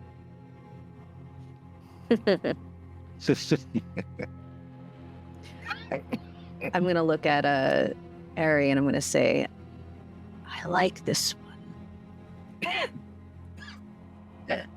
You know, me too. He's trouble. Glad to see you're all getting along so well. As emerging from the shadows at the base of the tower, Santiago steps out. He's no longer wearing his Blackfriar's armor, but wears a simple black tunic, though he still carries his sword. Thank you, my friends, for agreeing to meet. He comes up to you, Ariadne. My name is Santiago. I don't believe we have met. No. But... Good sir, what is your title? I am a knight. Do you seek... Never mind, it's foolish of me. No, please, ask. I feel as though I've known you a while, even though we've just met. How so? You seek great power, do you not? I do not. Not for myself, in any case. Of course. My mistake. I am Ariadne. I was meant to be put to death at sunrise. I'm sorry that my feet are uncovered. Would you be able to help? No. Yes. He takes his knife out and he cuts pieces of his tunic and he gets on his knees in front of you and he wraps your feet in them. I'm gonna put my hand on his cheek and I go, Judas washed Jesus' feet. And as you say that and touch his cheek, you are overcome with this sudden vision. You see 4 candles, black candles, burning. 2 of them are put out, their flames sputtering and dying. You see 4 symbols. You see a sun, a moon. You see a claw. You see a hand with an eye in the palm, bleeding. And you see a serpent, a snake, twisting and coiling around the others. And as the candles are burnt out, you see the sun with a black mass moving in front of it and obscuring it. Completely, irrevocably, plunging the world into total darkness. You bring the long night. I don't believe I know that. Oh, His brothers have brought death. I know. They have, and I seek to make it right with your help. Did you tell them who you killed? He gets up from where he was kneeling to make little cloth shoes for Ariadne. I was hoping to wait for another. There is a 4th who should be joining us, but I am a member of the Blackfriars. We are a Templar group. We are returning from Jerusalem. We stumbled in Jerusalem on a temple created by heretics, members of the blood of Solot, Salubri as they are called. We followed them here, found that they had erected another temple here, and, well, my brethren put them to the sword under the Leon's orders. They now hold the temple. They'll be going through the treasure there. There's much of it in due time. But there are things of importance there. One thing in particular that I require. Anything else that you may find or be interested in is yours to take away if you wish. I simply need the one thing that I'm looking for. The Blackfriars are well trained, very experienced men who've been to war several times. We cannot do this by force. We need to do it by subterfuge. And we also need the hands of one who is pure and innocent, which I guess is you, Ariadne. And as he says that, that voice that's been talking to you, that was showing disappointment in you earlier, is completely gone. There is dead total silence. When you look up into the sky, you see just this black void, devoid of all light.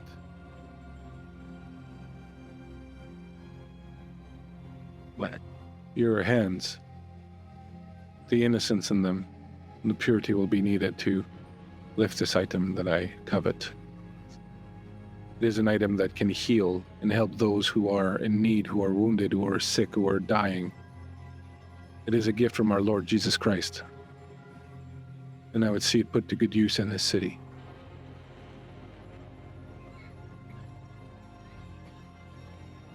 Sister, I'm sorry I did not tell you. I guess I am still sentenced to death then. Look. You will be helping. What? There are so many who need you. I need you.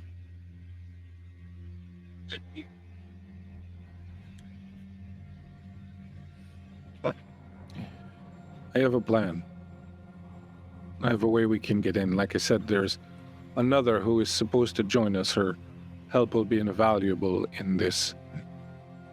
But I believe that with my plan, we will be able to avoid any unnecessary bloodshed of my brethren.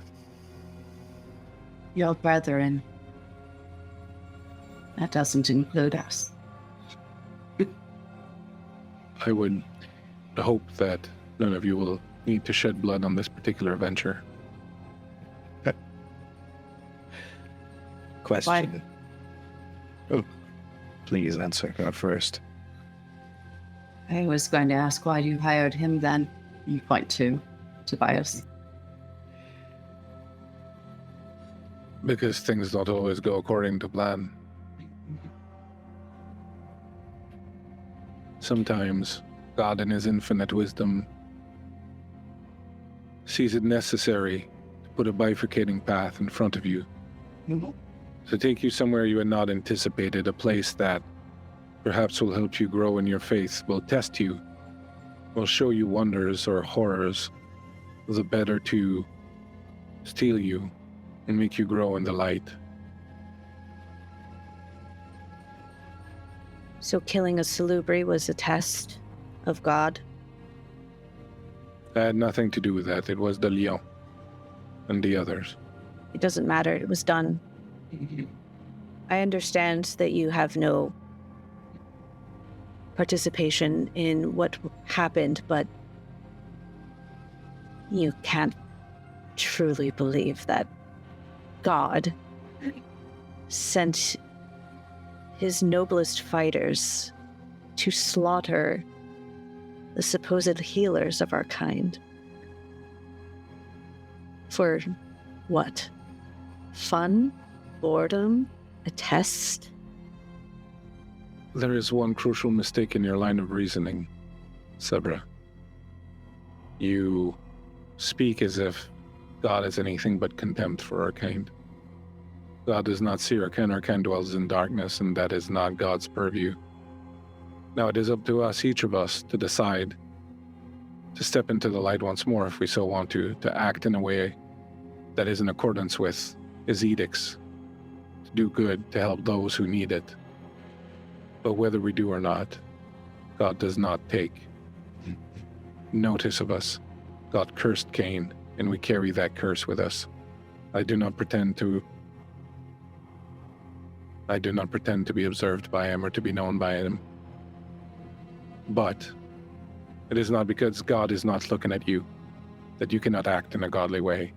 And in fact, I would say that that is the very essence of faith, to act in a godly way even when God is not looking at you, to act in a way that befits someone of purity and faith, even when he is not watching. Am I right, Ariadne? That's right. And so, what my brothers did in that temple was not for God, was not of God. The Salubri were as cursed as the Lion is, as a Nosferatu, and several of the others in the group, who are also cursed with Cain's curse. It had nothing to do with God. They want the treasure hidden therein. That is what they do. That is their purpose, to amass treasure for the Catholic Church. That is their entire raison d'etre. I would see that change and I would do something different with what I have. This is the way I've chosen to do it. I would love to have your help. Even if you do not believe in the cause, I'm sure there's something there that intrigues you or you would not have come this far. Tell me, what was it that made you come this far? What was it that made you trek all across town to find Ariadne here and bring her to us? The reclamation of a tool that could cause less suffering to the children that I care for. Ah, so we are not so different, you and I.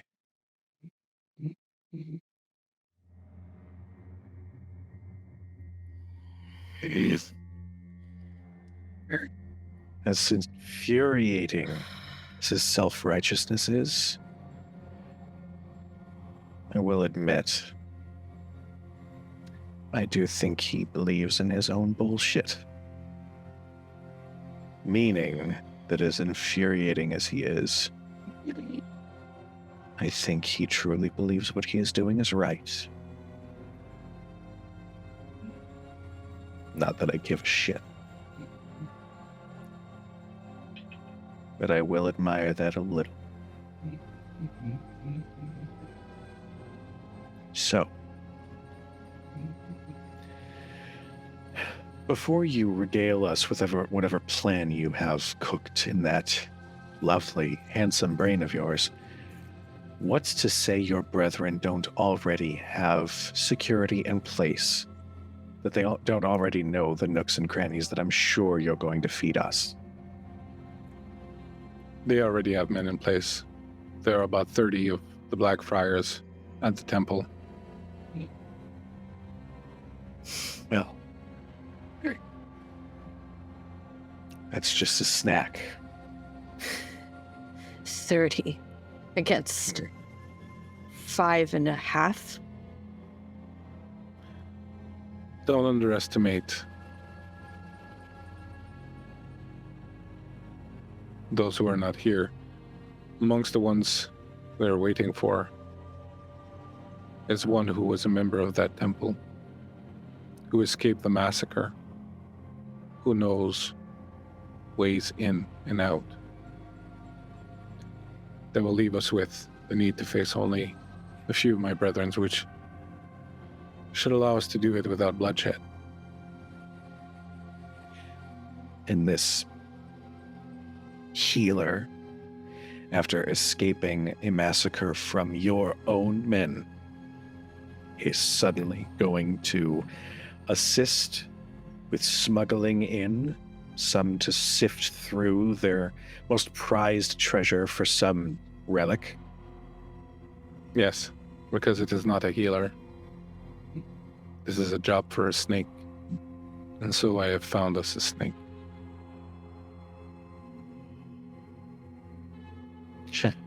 You see, God in his infinite wisdom saw it fit to banish a third of the heavenly host. Down they fell, down, further still. And then he thought to put them away in darkness.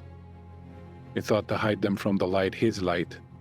They would never be able to see it again, lest it burns their eyes from their face. Amongst them was one wilier than the others. And this one knew that there was no use in clamoring at the doors and trying to batter down the walls of heaven. That it was useless. The other angels were too many, too powerful, and they had, well, God on their side. But he knew one thing. He knew that every fortress has a crack. And through that crack a snake can slither. And so he made himself into a snake, and he slithered on through. And in that chink in God's armor, he found a way to destroy everything God had sought to create. This is a job for a snake. And so I've got us a snake.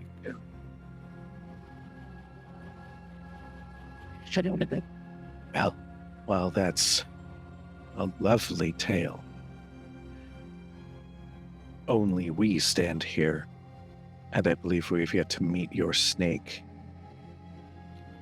Well, they should be here any moment, and you are quite surprised, Cujo, when an arrow comes through your neck, embeds itself all the way in, and partially comes out the other side. You take 2 points of regular damage. The lot of you watch as this arrow lodges itself in his throat and blood spills out.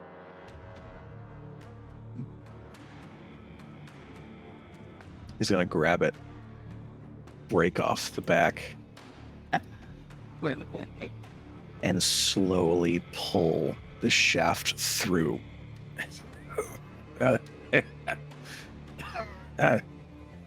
And as you do this, you hear the sound of heavy cavalry approaching from both ends of the road, the north and south. You see the Imperial Guards approaching on horseback, a number of them, at least a dozen on each side, heavy cavalry on both sides. The Takamata, they're called. They are the army of the Empire. Let's do initiatives. Can you remind us how to do that again?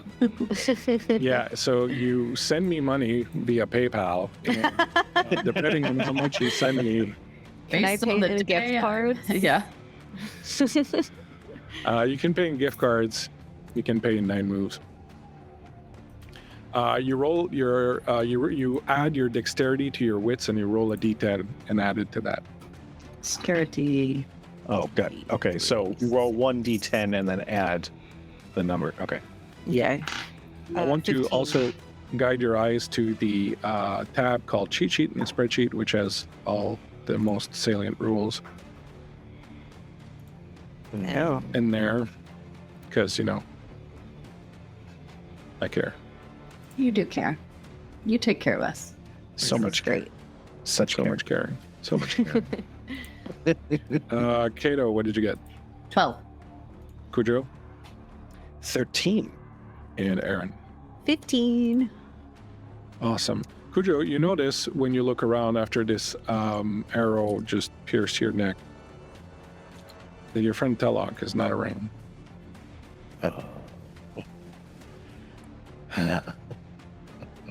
It's I am going to delight in watching him fucking burn. All right. You are basically on this little road that goes up a hill, at the top of which is the tower. On either side of the road is this heavy cavalry coming on both sides, kind of coming in on a pincer move towards you. There's a major hill on the other side that falls down to the next level of the city. It's kind of dangerous, and behind you is a maze of narrow streets and whatnot. And as these horsemen are coming towards you, Santiago, who gets to go at 17, says, "We cannot fight them. Quick to the shadows!" And he sort of turns around and starts heading towards the maze of streets in the back. He stops just long enough to sort of look and make sure that everyone's sort of going his way. And at 15, Severa. Yeah. I'll do my, if I can do this again, I'll do my Kiss of the Dark Mother, prep that. Yep. Bite my tongue as I had started to push Ariadne behind me. And then I bite down on my tongue and it fills with this bile. And I will follow Santiago and kind of pull on Aries' wrist. Whether she follows or not is up to her, but I'll kind of gesture to listen to him. No problem. You're going to start running towards there. Cujo at 13.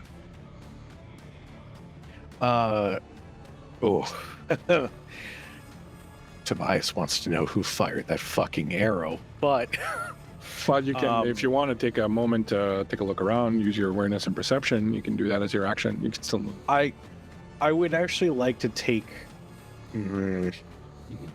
That would take up my whole move, doing that? No, you can move, and then you can Okay. use your skill. So the way the system works is you can do any number of things, but out of all the things you want to do, you take the one that you would have the least dice in, and you split those dice amongst all the things you want to do.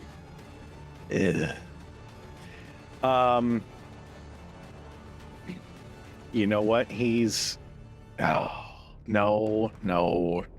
There are people to protect, teammates and whatnot. So he is going to... Just a team up? It's a something. I don't know what it is yet. He's going to move with everybody else, but just to be on the safe side, thanks to Protean, out of his fingertips are these long, jagged claws that sprout from the skin that he is just going to have ready in case any of the guard or army approach, just so he can open up a couple of veins if needed. Not a problem. And then, do you want to move? Yes, I'm going to move with them. As you start moving, I do want to mention that your Telok, your friend, was a ghoul and was bloodbound to you, and so in order to betray you, which is what it seems that happened, like that would have had to have been broken or sort of overcome somehow. Just something to think about.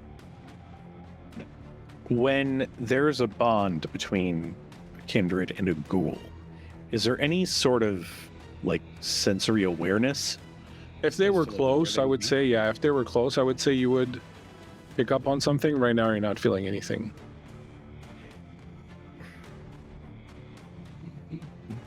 He was just here. Now he's gone. Yeah. Fuck it. He is going to try and look around as he moves with heightened senses to see if he can pin where Tilak ran off to. Okay, so go ahead and give me an awareness and perception check.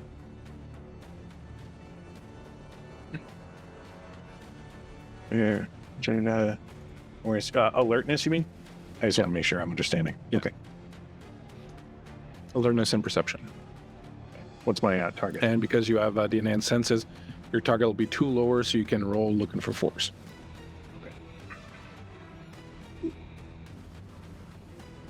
That's 3 successes. All right, remind me, you were looking for something specific, or?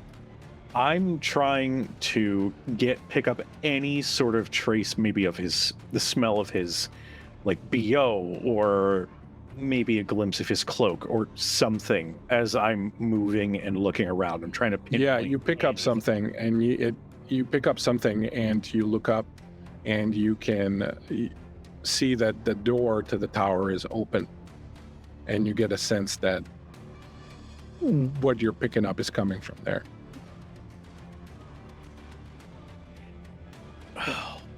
And I already moved with everyone, right?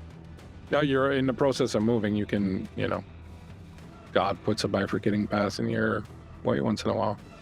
Yeah. He's gonna dive into that tower and start climbing. All right, you rush in. You're starting to run towards the back, and then you see the door. You get a smell of Telok. You turn, and you head right into it, and you hear Santiago go, "Where the fuck is he going?"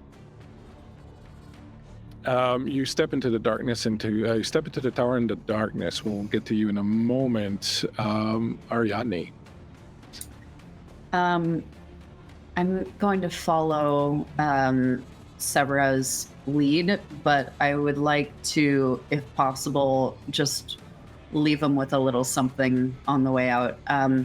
I would like to use on probably either the closest one or the most intimidating looking one, Haunt the Soul, in an attempt to frighten them to get them off our trail.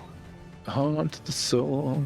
It would be a manipulation plus subterfuge on my part that is difficulty equal to victim's perception plus self-control / instinct. All right, so go for it, and your target's going to be 7.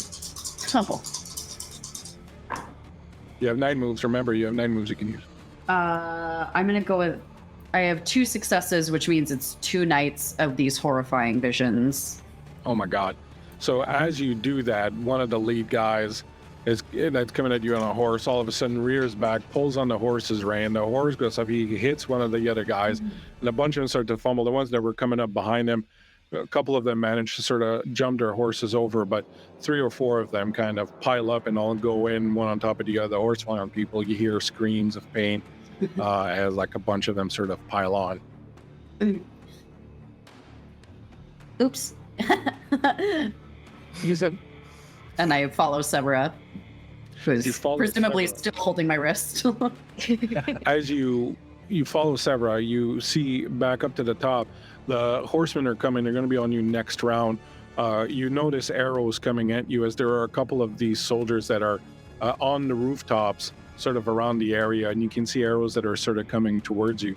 And I will check to see if any of them hit any of you.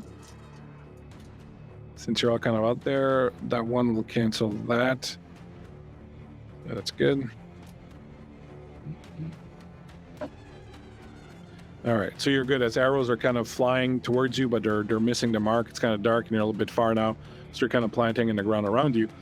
Santiago sees Tobias go into the tower, and he like kind of stops and hesitates, and he looks at you, Severa, and goes, keep running, I will get him.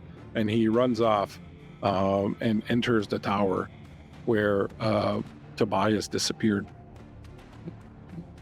And it's your turn, Severa. So you are sort of up to where like the little streets would sort of begin. Like there's a couple of buildings there, so you could like get into that. You could climb on the rooftops. You can do almost whatever you want. These guys went back to the tower. The horses are coming next round. They're going to be on top of you. There's arrows kind of flying in at you. It's about an hour until dawn. Situation's not great. What would you like to do? Oh, it's an hour until dawn. Okay. Did any of the arrows hit us? No, you were lucky. Like you seem to be far enough away and in darkness enough that they're kind of just falling around you, but not really hitting you. Okay. I'm going to pull Ari into whatever the closest corner for shelter is. Mm-hmm. And I'm going to sort of like, as we come across, I'll kind of pull her. Is it okay that I'm pulling you? Okay. Pull her like in front of me and kind of like hold her and make sure she's okay.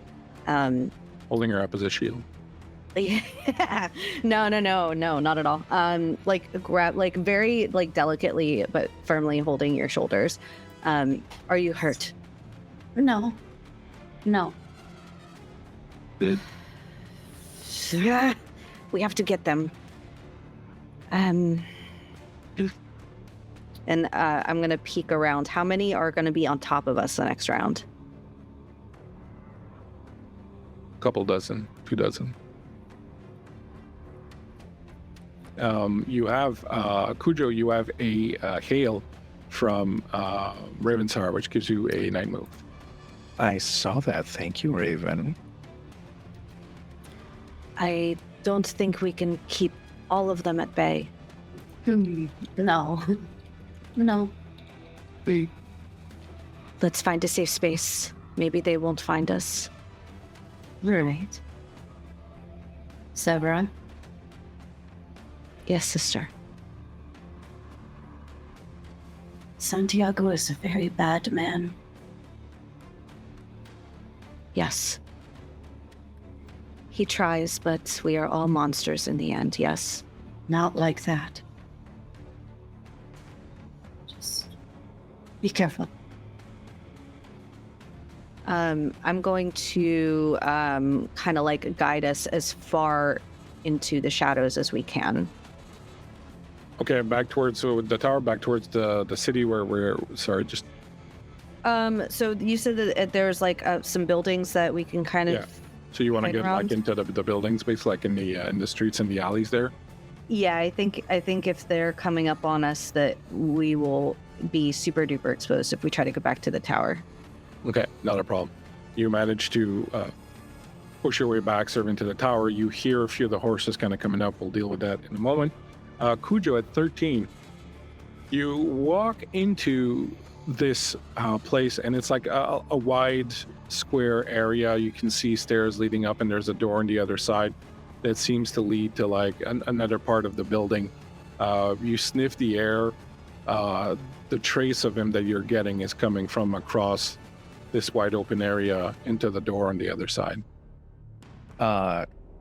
He is going to lengthen his claws a little bit and quickly dash to that door. Yep, good. Lean up against it and go, T-lock. As you lean up against the door, you just hear very faintly the sound of metal scraping against metal. Really? This is how you want to do this? And he's going to kick open the door. You kick open the door. Coming up behind you, Santiago is yelling for you to stop and wait, but we'll see what happens with that in a moment. Ariadne, you're being led through these narrow kind of streets and kind of hiding off in the shadows somewhere. It's just the two of us at this moment, correct? Yeah. I am just going to keep pace and like as low to the ground, you know, kind of crouching and moving as quickly as I can, darting through with Severa. I think that would be the extent of my turn. I don't think that I would do anything else. Okay, that's fine. A second following suit. Okay, not a problem. Are you trying to hide? You could roll stealth if you want. I think, I mean, stealth and speed are going to come into play here. So that, I mean. Okay, cool. So you're sort of crawling down through there, trying to hide out. Santiago reaches out and puts a hand on your shoulder and goes, "We don't have time for this." Oh, there's always time. No, not you, sorry, yeah, kiddo. Okay. There's Say that always time. The other two are out there. Yeah. Those soldiers. Fine. I'll meet up with you, don't worry. I won't go down that easy. I think you know this already about me. And he just turns around and walks out. Play the chivalrous knight part well. And he's going to just like shout after Santiago before turning. You turn. It is your action at 13. You walk into this room. It is a long, narrow room. You can see several little stalls. You don't understand what the point of these things are. There's like these long, little, narrow stalls. It's almost like if it would be like a stable for horses, but the stalls are like half the length they would need to be sort of for horses. There's no hay or anything like that. They're just like these little boxes, sort of all along. As soon as you walk in, the smell of blood hits your nose very, very strongly. You walk in and you see Telok on the ground, bleeding, and standing over him, almost impossible to see, is a shadow. Like someone who is kind of cloaked in shadows, but just kind of letting you see a little bit of them so that you know they're there.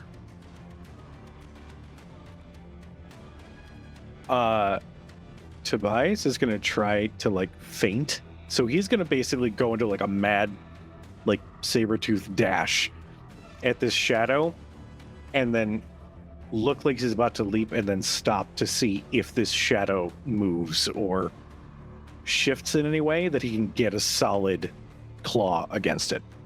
The shadow doesn't move at all, but as you run forward, you notice something. There is no sound. You don't make any sound. Your feet on the ground don't make any sound. There's no ambient noise. Suddenly, there's no sound.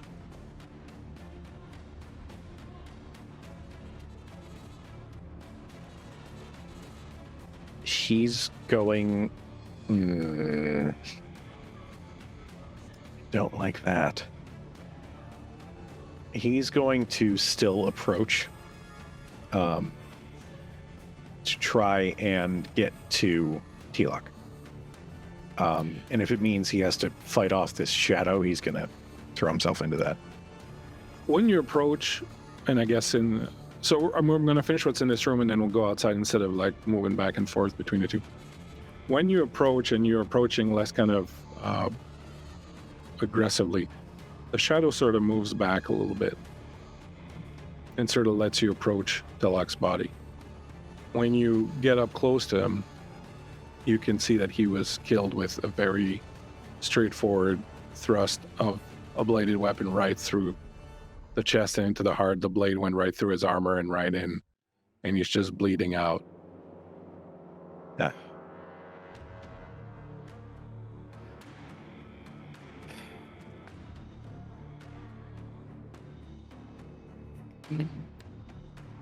He is going to take the ruby.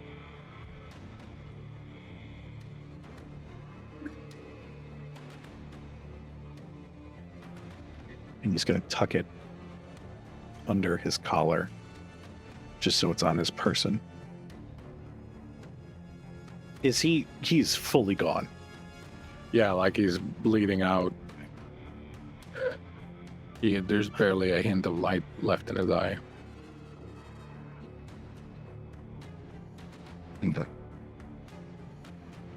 He knows that this thing is probably a little too wily for him to get claws on it.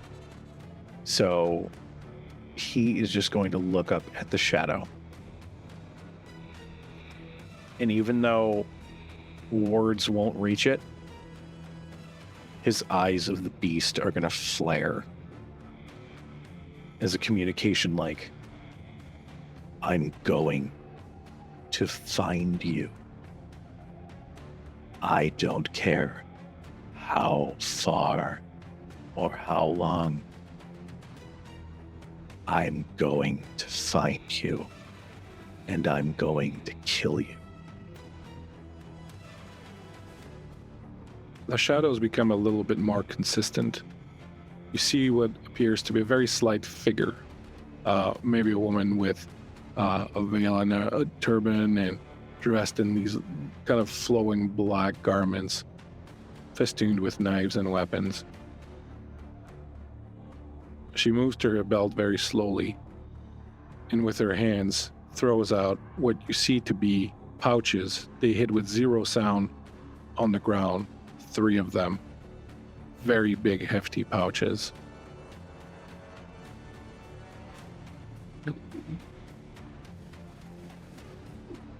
I'll tentatively just like take one of my claws and open one of them just a little. More gold than you've ever seen in your life.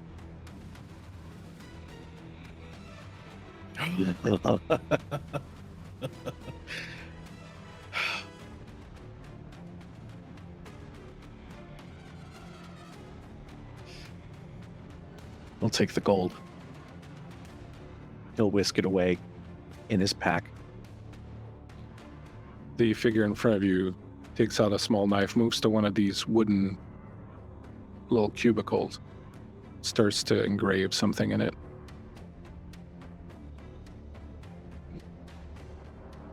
Can I see what it is that they're engraving? Well, at first you can't, but then when you move and they finish, they stop and look at you, and you see a snake.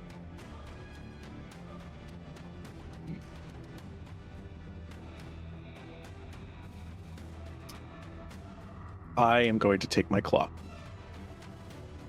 and beneath the etching of a snake, using my fantastic dexterity, I am going to start carving what looks like a middle finger.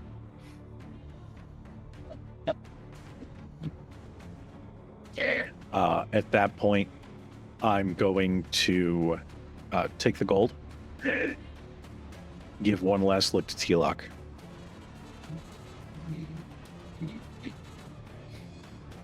and then leave. Meanwhile, outside, the two of you are hiding away, you see coming out of the tower. First, actually, before you see coming out of the tower, you see the guards approaching, kind of surrounding the tower, and starting to spread out and kind of look around, though they don't seem to be pursuing. They seem to be kind of stopped there, and they're looking towards one of them that kind of looks to be the leader.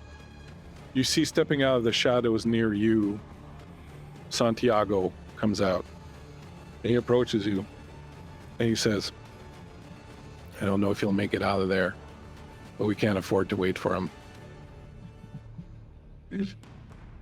Yeah. What's... We'll have to hope he can make it. He can make his own way. Hey. Good night, Varl. Thanks for dropping in for the bits, my friend. See you Wednesday. Hey, Noir. What's up, Noir? Welcome in.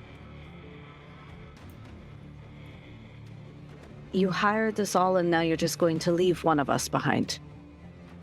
I gave him twice the option to follow. He was hell-bent on going after this man of his. I'm sure it'll be fine. And you're sure we could take on 30 later? We're not going to take on anything. We're going to leave. Let's go. He'll find us.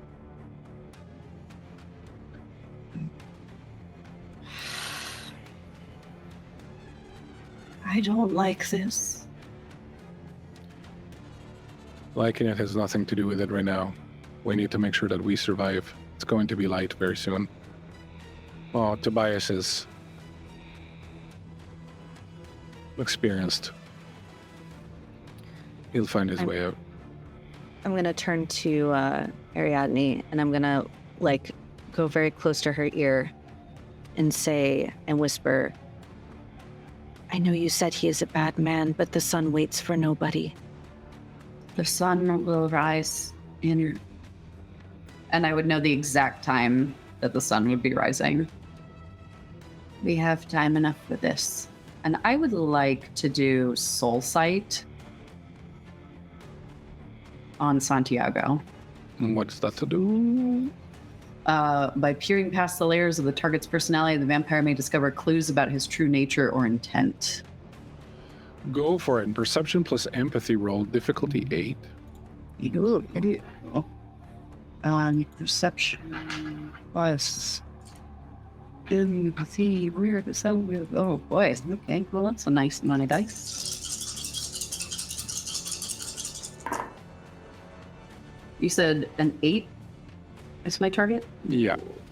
That's... Remember you have, whatchamacallem? I don't need them. I got 2 successes and a crit. With no failure. Early.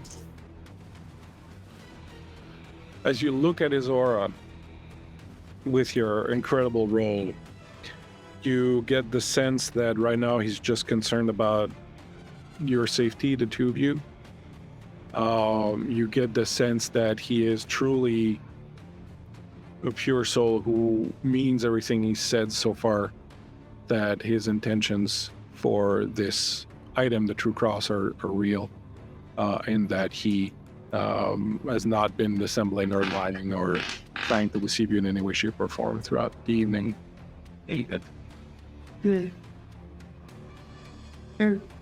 And as she comes back, she looks straight at Severa, like dead-ass eye contact. Let's go. Now. And as you turn and start to move, you turn the corner, Ariadne, and come face to face with this soldier, one of the Tagmata, who was coming up behind you guys, sort of turning around. You see further down the street, there's a couple more of them kind of moving up. As you turn the corner, he's right there, and he's got his spear ready, and he's coming to pierce you. And as you kind of reel back and see this, suddenly you see his eyes go wide. Blood starts to pour out of his nose, out of his mouth, out of his eyes, out of his pores, out of his ears. Blood just gushes out of him, and it's steaming hot as it's evaporating into the air, as it's burning. You realize that the blood inside his body is burning. And as he falls to the ground, there is a woman standing behind him, holding on to his neck. She is slight, dark hair, drops the body, looks up at you. Are you okay, darling? Sorry, I said dark hair, but she has red hair. I'm fine. I just like take a little streak of the warm blood and like lick my hand. Oh, my poor sweet child. That is absolutely disgusting. And behind you, Santiago says, Reina, about time you found us. It's like I had some difficulties getting here, but I see you're having difficulties of your own. Like we can talk about all of this later. We need to get inside before the sun reaches us. And she says, well,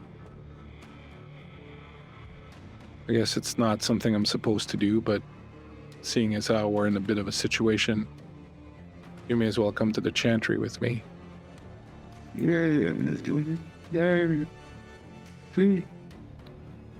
And on that note, my friends. On that note, my friends. Oh my gosh, that was so I good. love this so much. I'm so happy. God damn it, Bleak. So we can just keep playing for 2 weeks straight, right? Like, Yeah, exactly.